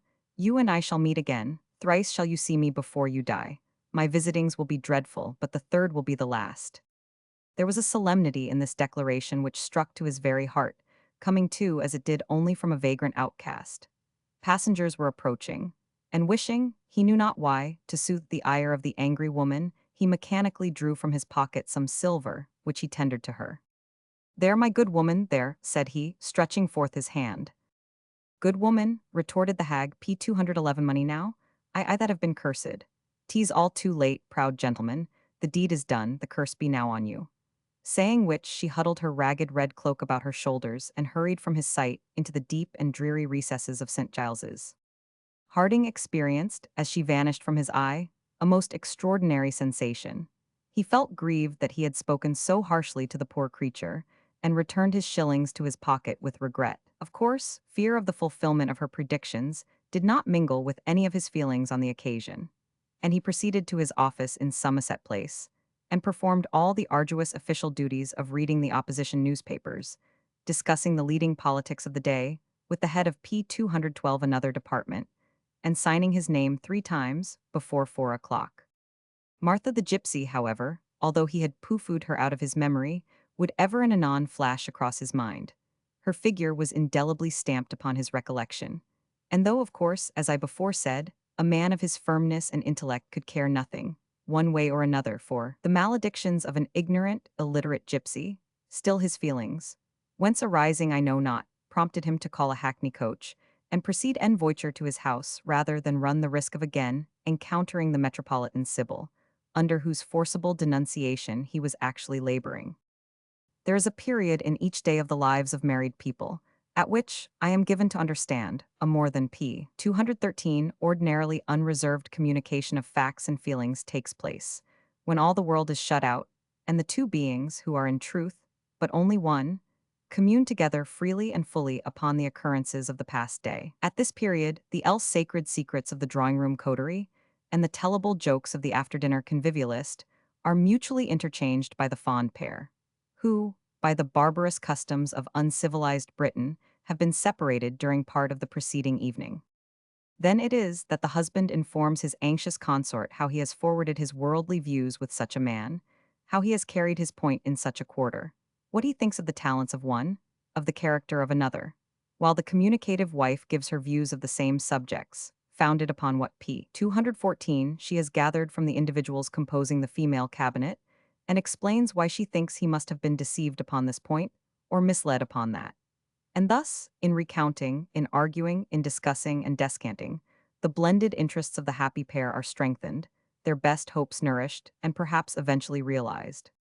A few friends at dinner, and some refreshers in the evening, had prevented Harding from saying a word to his beloved Eliza about the gypsy, and perhaps, till the witching time, which I have attempted to define, he would not have mentioned the circumstance, even had they been alone. Most certainly he did not think the less of the horrible vision, and when the company had dispersed, and the affectionate couple had retired to rest, he stated the P 215 circumstance exactly as it had occurred, and received from his fair lady just such an answer as a prudent, intelligent, and discreet woman of sense would give to such a communication. She vindicated his original determination not to be imposed upon, wondered at his subsequent willingness to give to such an undeserving object, particularly while he had 3 or 4 soup tickets in his pocket, was somewhat surprised that he had not consigned the bold intruder to the hands of the beadle, and, ridiculing the impression which the hag's appearance seemed to have made upon her husband's mind, narrated a tour performed by herself and some friends to Norwood,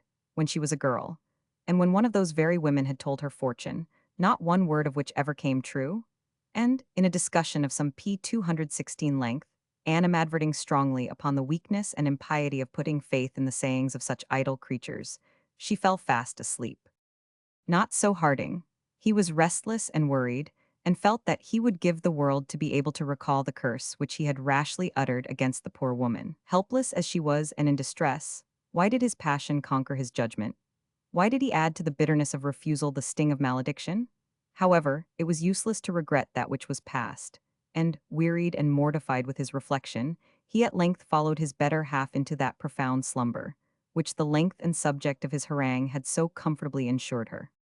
The morning came and brightly beamed the sun. That is, as brightly as P217 it ever beams in London. The office hour arrived, and Mr. Harding proceeded, not by Charlotte Street, to Somerset House. Such was his dread of seeing the ominous woman. It is impossible to describe the effect produced upon him by the apprehension of encountering her. If he heard a female voice behind him in the street, he trembled and feared to look round, lest he should behold Martha. In turning a corner, he proceeded carefully and cautiously, lest he should come upon her unexpectedly. In short, wherever he went, whatever he did, his actions, his movements, his very words, were controlled and constrained by the horror of beholding her again. The malediction she had uttered rang incessantly in his ears. Nay, such possession had it taken of him, that he had written P218 the words down, and sealed the document which contained them. Thrice you shall see me before you die. My visitings will be dreadful, but the third will be the last. Calais was not more deeply imprinted on our Queen's heart than these lines upon that of Mr. Harding, but he was ashamed of the strength of his feelings, and placed the paper, wherein he had recorded them, at the very bottom of his desk. Meanwhile, Frederick Langdale was unremitting in his attentions to Maria, but, as is too often the case, the bright sunshine of their loves was clouded. Her health, always delicate, now appeared more so, and at times her anxious parents felt a solicitude upon her account, new to them.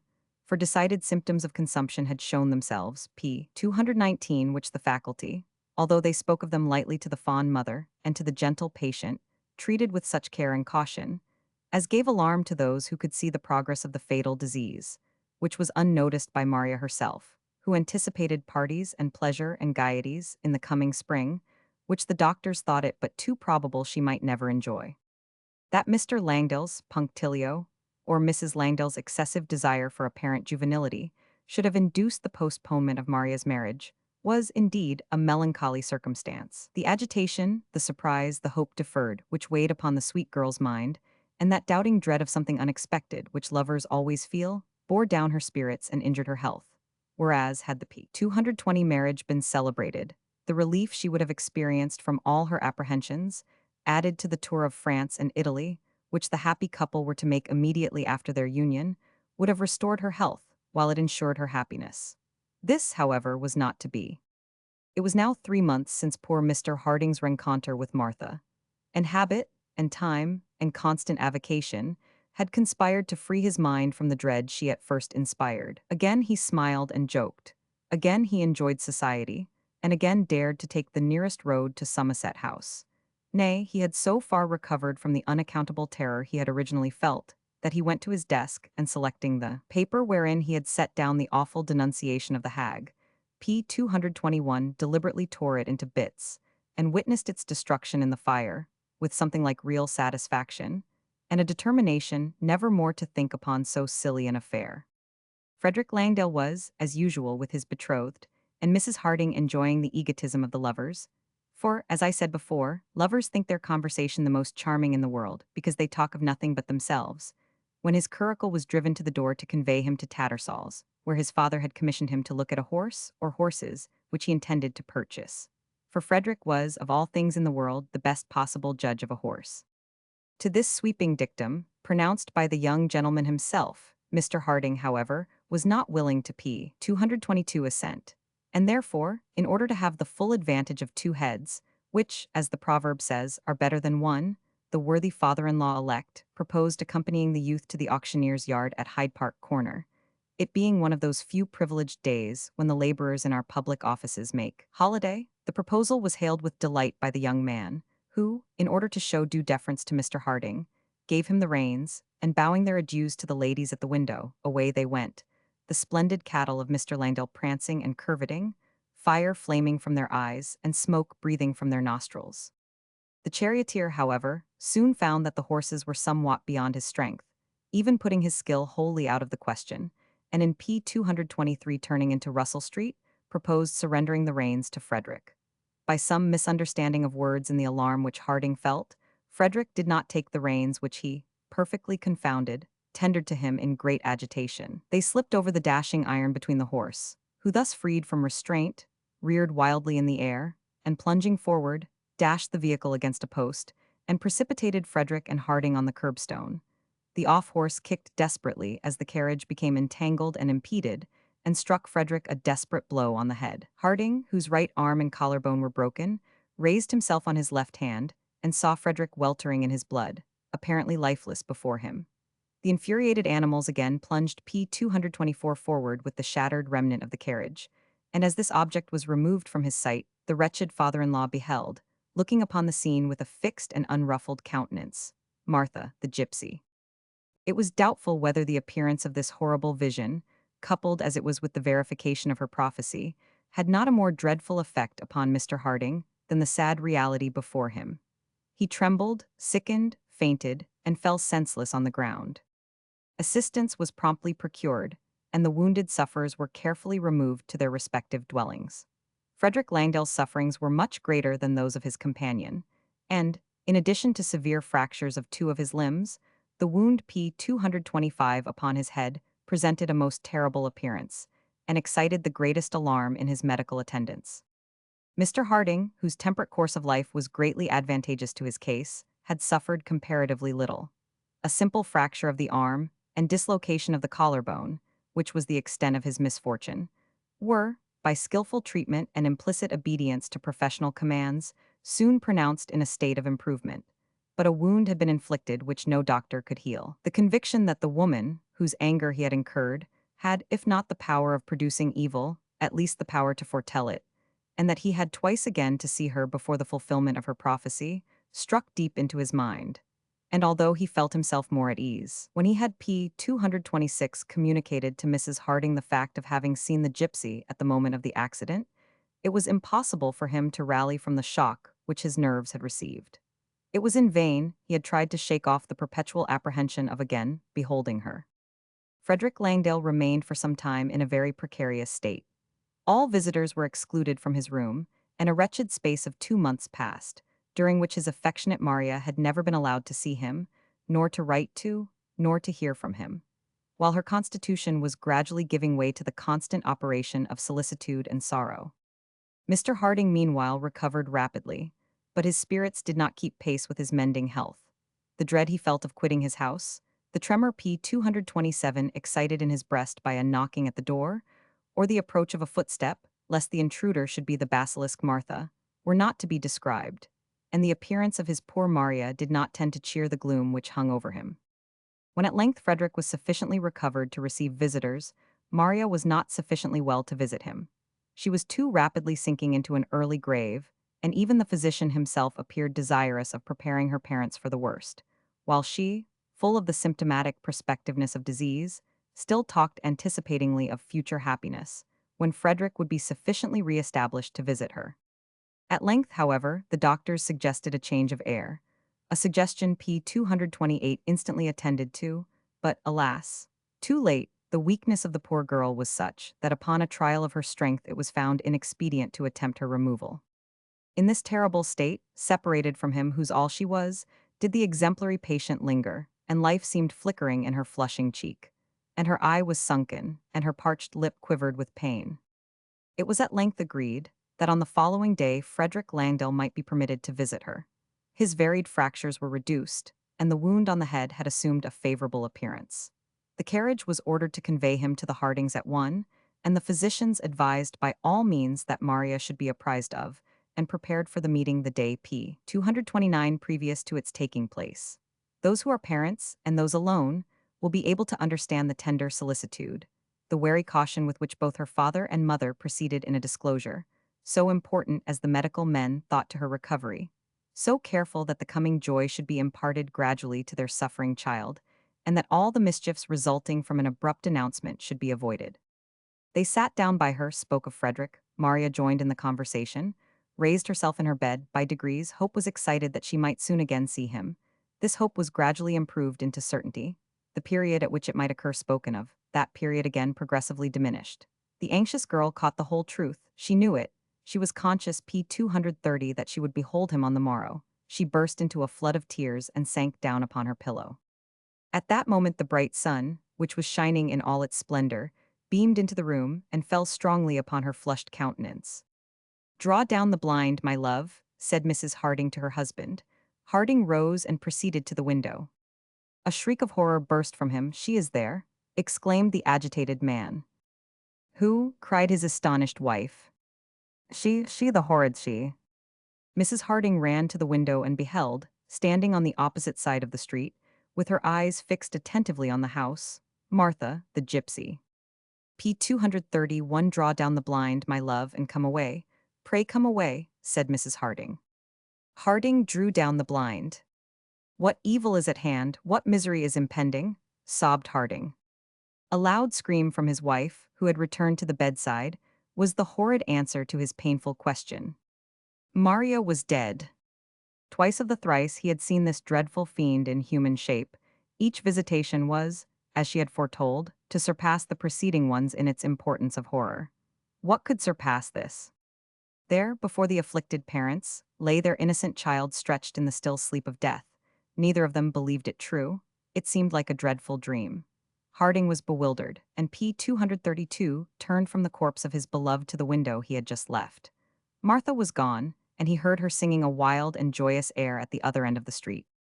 The servants were summoned, medical aid was called in, but it was all too late, and the wretched parents were doomed to mourn their loved, their lost Maria.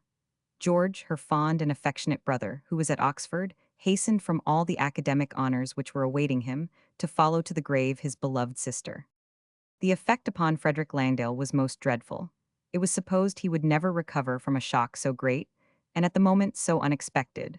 For, although the delicacy of her constitution was a perpetual source of uneasiness and solicitude, still the P. 233 immediate symptoms had taken rather a favorable turn during the last few days of her life, and had reinvigorated the hopes which those who so dearly loved her entertained of her eventual recovery. Of this distressed young man, I never indeed heard anything, till about 3 years after, when I saw it announced in the papers that he was just married to the only daughter of a rich West Country baronet, which event, if wanted to work another proverb here, would afford me a most admirable opportunity of doing so.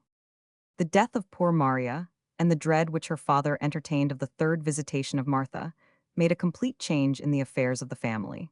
By the exertion of powerful interest, he obtained an appointment for his son to act as his deputy in the office P. 234 which he held, and having achieved this desired object, resolved on leaving England for a time, and quitting a neighborhood in which he must be perpetually exposed to the danger, which he was now perfectly convinced was inseparable from his next interview with the weird woman. George, of course, thus checked in his classical pursuits, left Oxford, and at the early age of 19 commenced active official life, not certainly in the particular department which his mother had selected for his debut. And it was somewhat observable that the Langdales, after the death of Maria, not only abstained from frequent intercourse with the Hardings during their stay in England, but that the mighty professions of the purse-proud citizen dwindled by degrees into an absolute forgetfulness of P. 235 any promise, even conditional, to exert an interest for their son. Seeing this, Mr. Harding felt that he should act prudentially, by endeavoring to place his son where in the course of time he might perhaps attain to that situation, from whose honorable revenue he could live like a gentleman and settle comfortably. All the arrangements which the kind father had proposed, being made, the mourning couple proceeded on a lengthened tour of the continent, and it was evident that his spirits mended rapidly, when he felt conscious that his liability to encounter Martha had decreased. The sorrow of mourning was soothed and softened in the common course of nature, and the quiet domesticated couple sat themselves down at Lausanne, the world forgetting, by the world forgot, P. 236 except by their excellent and exemplary son, whose good qualities, it seems, had captivated a remarkable pretty girl, a neighbor of his, whose mother seemed to be equally charmed with the goodness of his income. There appeared, strange to say, in this love affair, no difficulties to be surmounted, no obstacles to be overcome, and the consent of the Hardings, requested in a letter, which also begged them to be present at the ceremony, if they were willing it should take place, was presently obtained by George, and at the close of the second year, which had passed since their departure, the parents and son were again assembled in that house, the sight of which recalled to their recollection their unhappy daughter, and her melancholy fate, and which was still associated, most P. 237 painfully, in the mind of Mr. Harding with the hated gypsy. The charm, however, had, no doubt, been broken. In the 2 past years, Martha was probably either dead or gone from the neighborhood. Gypsies were a wandering tribe, and why should she be an exception to a general rule? and thus Mrs. Harding checked the rising apprehensions and renewed uneasiness of her husband. And so well did she succeed that when the wedding day came, and the bells rang, and the favors fluttered in the air, his countenance was lighted up with smiles, and he kissed the glowing cheek of his new daughter-in-law with warmth and something like happiness. The wedding took place at that season of the year when friends and families meet jovially and harmoniously, p. 238, when all little bickerings are forgotten, and when, by a general feeling founded upon religion, and perpetuated by the memory of the blessings granted to the world by the Almighty, an universal amnesty is proclaimed. When the cheerful fire and teeming board announce that Christmas is come, and mirth and gratulation are the order of the day. It unfortunately happened, however, that to the account of Miss Wilkinson's marriage with George Harding, I am not permitted, in truth, to add that they left town in a traveling carriage and four to spend the honeymoon. 3 or 4 days permitted absence from his office, alone, were devoted to the celebration of the nuptials, and it was agreed that the whole party, together with the younger branches of the Wilkinsons, their cousins and second p. 239 cousins, etc., should meet on Twelfth Night to celebrate, in a juvenile party, the return of the bride and bridegroom to their home. When the night came, it was delightful to see the happy faces of the smiling youngsters. It was a pleasure to behold them pleased, a participation in which, since the highest amongst us, and the most accomplished prince in Europe, annually evinces the gratification he feels in such sights, I am by no means disposed to disclaim. And merry was the jest, and gaily did the evening pass. And Mr. Harding, surrounded by his youthful guests, smiled, and for a season forgot his care. Yet, as he glanced around the room, he could not suppress a sigh when he recollected that in that very room his darling Maria had p. 240 entertained her little parties on the anniversary of the same day in former years. Supper was announced early, and the gay throng bounded downstairs to the parlor, where an abundance of the luxuries of middle life crowded the board. In the center appeared the great object of the feast, a huge 12th cake, and gilded kings and queens stood lingering over circles of scarlet sweetmeats, and hearts of sugar lay enshrined with warlike trophies of the same material. Many and deep were the wounds the mighty heap received, and every guest watched with a deep anxiety the coming portion, relatively to the glittering splendor with which its frosted surface was adorned. Character cards, illustrated with pithy mottos and smart sayings, were distributed, and by one of those little frauds which in such p. 241 societies are always tolerated, Mr. Harding was announced as king and the new bride as queen, and there was such charming joking and such harmless merriment abounding that he looked to his wife with an expression of content which she had often but vainly sought to find upon his countenance, since the death of his dear child. Supper concluded, the clock struck 12, and the elders looked as if it were time for the young ones to depart. 1/2 hour's grace was begged for by the king, and granted, and Mrs. George Harding on this night was to sing them a song about poor old maidens, an ancient quaintness which, by custom and usage ever since she was a little child, she had annually performed upon this anniversary, and accordingly, the promise being claimed, silence p. 242 was obtained, and she, with all that show of tucker-heaving diffidence which is so becoming in a pretty plump downy-cheeked girl, prepared to commence the venerable chaunt, when a noise resembling that producible by the falling of an A10 40-pound shot echoed through the house. It appeared to descend from the very top of the building, down each flight of stairs rapidly and violently. It passed the room in which they were sitting, and rolled its impetuous course downwards to the basement. As it seemed to leave the hall, the parlor door was forced open, as if by a rude gust of wind, and stood ajar. All the children were in a moment on their feet, huddled close to their respective mothers in groups. Mrs. Harding rose and rang the bell to inquire the meaning of the uproar. Her p. 243 daughter-in-law, pale as ashes, looked at George, but there was one of the party who moved not, who stirred not. It was the elder Harding, whose eyes, first fixed steadfastly on the half-opened door, slowly followed the course of the wall of the apartment to the fireplace. There they rested. When the servants came, they said they had heard the noise, but thought it proceeded from above. Harding looked at his wife, and then turning to the servant, observed carelessly that it must have been some noise in the street, and desiring him to withdraw, entreated the bride to pursue her song. She did, but the children had been too much alarmed to enjoy it, and the noise had in its character something so strange and so unearthly, that even the elders of the party, although bound not to admit p. 244 anything like apprehension before their offspring, felt extremely well pleased when they found themselves at home. When the guests were gone, and George's wife lighted her candle to retire to rest, her father-in-law kissed her affectionately, and prayed God to bless her. He then took a kind leave of his son, and putting up a fervent prayer for his happiness, pressed him to his heart, and bade him adieu with an earnestness which, under the commonplace circumstance of a temporary separation, was inexplicable to the young man. When Harding reached his bedroom, he spoke to his wife, and entreated her to prepare her mind for some great calamity.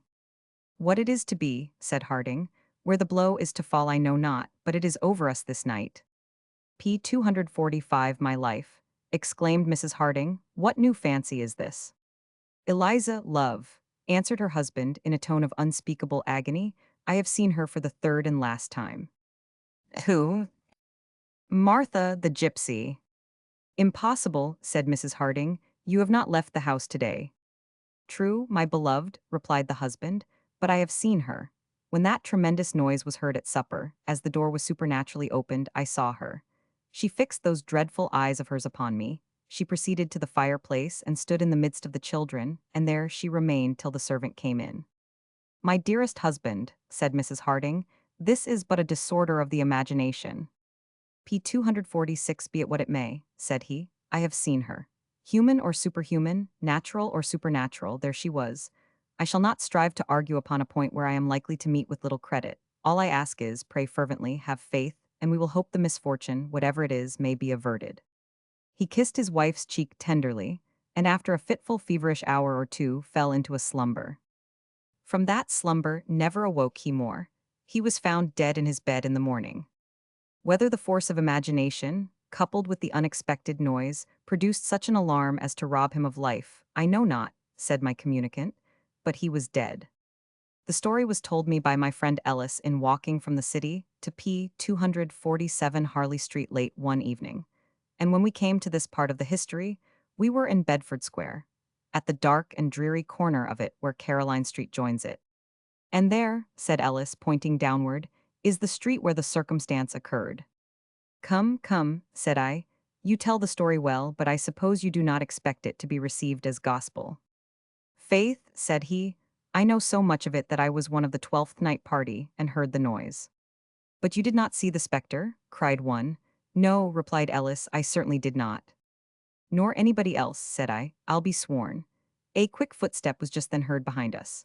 I turned half round P. 248 to let the person pass, and saw a woman enveloped in a red cloak, whose sparkling black eyes, shone upon by the dim luster of a lamp above her head, dazzled me. I was startled. "Pray remember old Martha, the gypsy," said the hag. It was like a thunderstroke. I instantly slipped my hand into my pocket, and hastily gave her 3 from a 5-shilling piece. "Thanks, my bonny one," said the woman, and setting up a shout of contemptuous laughter, she bounded down Caroline Street towards Russell Street, singing, or rather yelling a wild air. Ellis did not speak during this scene. He pressed my arm tightly, and we quickened our pace. We said nothing to each other till we turned into Bedford Street, and the lights and P. 249 passengers of Tottenham Court Road reassured us. "What do you think of that?" said Ellis to me. "Seeing is believing," was my reply. I have never passed that dark corner of Bedford Square in the evening since. P. 250 Remarkable fulfillment of a prediction. A certain German author relates the following. In my younger days, there was a dinner given in the Florenburg Westphalen, where I was born, on the occasion of a baptism to which a clergyman was invited. During dinner, the conversation turned upon the gravedigger of the place, who was well known on account of his second sight. For, as often as he saw a corpse, he was always telling that there would be a funeral from such and such a house. Now, as the event invariably took place, the inhabitants of the house he indicated were placed by the man's tale in the greatest anxiety. P. 251, this man's prophesying was an abomination to the clergyman. He therefore forbade him, but all to no purpose. For the poor dolt, although he was a drunkard and a man of low and vulgar sentiments, believed firmly that it was a prophetic gift of God, and that he must make it known, in order that the people might still repent. At length the clergyman gave him notice that, if he announced one funeral more, he should be deprived of his place and expelled from the village. This availed. The gravedigger was silent from that time forward. Half a year afterward, in the autumn of 1745, the gravedigger came to the clergyman and said to him, "Sir, you have forbidden me to announce any more funerals, and I have not done so since, nor will I do it any more. But I must tell you something that is particularly P. 252 remarkable, that you may see that my second sight is really true. In a few weeks, a corpse will be brought up the meadow, which will be drawn on a sledge by an ox. The clergyman seemingly paid no attention to this, but listened to it with indifference and replied, "Only go about your business and leave off such superstitious follies. It is sinful to have anything to do with them." Some weeks after, a strong body of Austrian troops passed through the village on their way to the Netherlands. While resting there a day, the snow fell nearly 3 feet deep. At the same time, a woman died in another village of the same parish. The military took away all the horses out of the country to drag the wagons. Meanwhile, the corpse lay there. No horses came back. P. 253, the body began to putrefy. They were, therefore, compelled to make a virtue of necessity, to place the corpse upon a sledge and harness an ox to it. In the meantime, the clergyman and the teacher with his scholars proceeded to the village to meet the corpse. And, as the funeral came along the meadow in this array, the gravedigger came up to the clergyman, pulled him by the gown, pointed with his finger toward the sledge, and said not a word. Such was the tale as related by the clergyman. I was well acquainted with the good man, and he was incapable of telling an untruth, much less in a matter which contradicted all his principles. P. 254, Providential Foreboding. In the Museum of Wonders, Vol. 2, page 153, there is a striking presentiment related, which Madame de Beaumont received from the lips of a credible person. This individual had a friend in the country, who, being unmarried, committed his domestic concerns to the care of an housekeeper who had been with him for many years. When his birthday arrived, he made many preparations for celebrating it, and told his housekeeper in the morning to clean out a certain arbor in the garden, which he named, because, as the weather was fine, he intended to pass the day in it with his guests. She, seeming quite amazed at this, told and entreated him to receive his guests in a room, for she P. 255 had last night in her dream a presentiment that the arbor would that day be struck by lightning. He laughed at the assertion, as there was no appearance of a storm coming on that day, and he told her not to mind her foolish dream, and to prepare the arbor for the reception of his guests. She did as she was ordered, the guests arrived, and as the day was fine, made themselves merry. But in the meantime, clouds gathered in the distant horizon, and were at last powerfully driven to that place by the wind. The company were so intent on their entertainment that they did not in the least observe it. But scarcely was the housekeeper aware that the storm was approaching, than she begged her master to leave the arbor with his company, for she could not divest herself at all of the idea of the lightning striking it. At p. 256 first they would not listen, but at last, when she continued her entreaties, and the thunder commenced to approach with great violence, they suffered themselves to be induced to leave the arbor. Hardly had they reached the room when they heard a heavy crash of thunder, and the quick following lightning struck the arbor and dashed everything that had been left in it to pieces. Wonderful presentiment. Madame Beaumont relates the following. My whole family still remember an accident from which my father was preserved by a presentiment of danger. On one occasion, he agreed with a party to sail to Port St. Osmer. When it was time to go on board, an aunt of my father's, who was deaf and dumb, uttered a kind of howl, placed herself at the door. P. 257 blocked up the way with her arms, struck her hands together, and gave him, by signs, to understand that she conjured him to stay at home. My father, who had promised himself much pleasure from this excursion, only laughed at her entreaties. But the lady fell at his feet and manifested such signs of poignant grief that he at length determined to yield to her entreaties and postponed his excursion to Port St. Osmer until some other day. He therefore endeavored to detain the rest also, but they laughed at him for being so easily persuaded and set sail. Scarcely had the vessel proceeded half the distance, before those on board of it had the greatest reason to repent that they had not followed his advice. Some serious accidents happened to the vessel, so that it broke to pieces. Several lost their lives, and those who saved P. 258 themselves by swimming were so much terrified at their narrow escape that they, with difficulty, got the better of it. By some written statements the dumb afterwards made, it was shown that, in the night preceding, she had an awful and lifelike dream, in which it seemed that the excursion boat, which would set sail on the following day for Port St. Osmer, would be wrecked, and that most of the persons on board would either get drowned or barely escape. The warning angel found that he could influence no one more effectually than the deaf and dumb aunt. He therefore selected her for the execution of his commission. My father, all his life, was profoundly thankful, both to her and the guardian angel, for this providential warning and foreboding.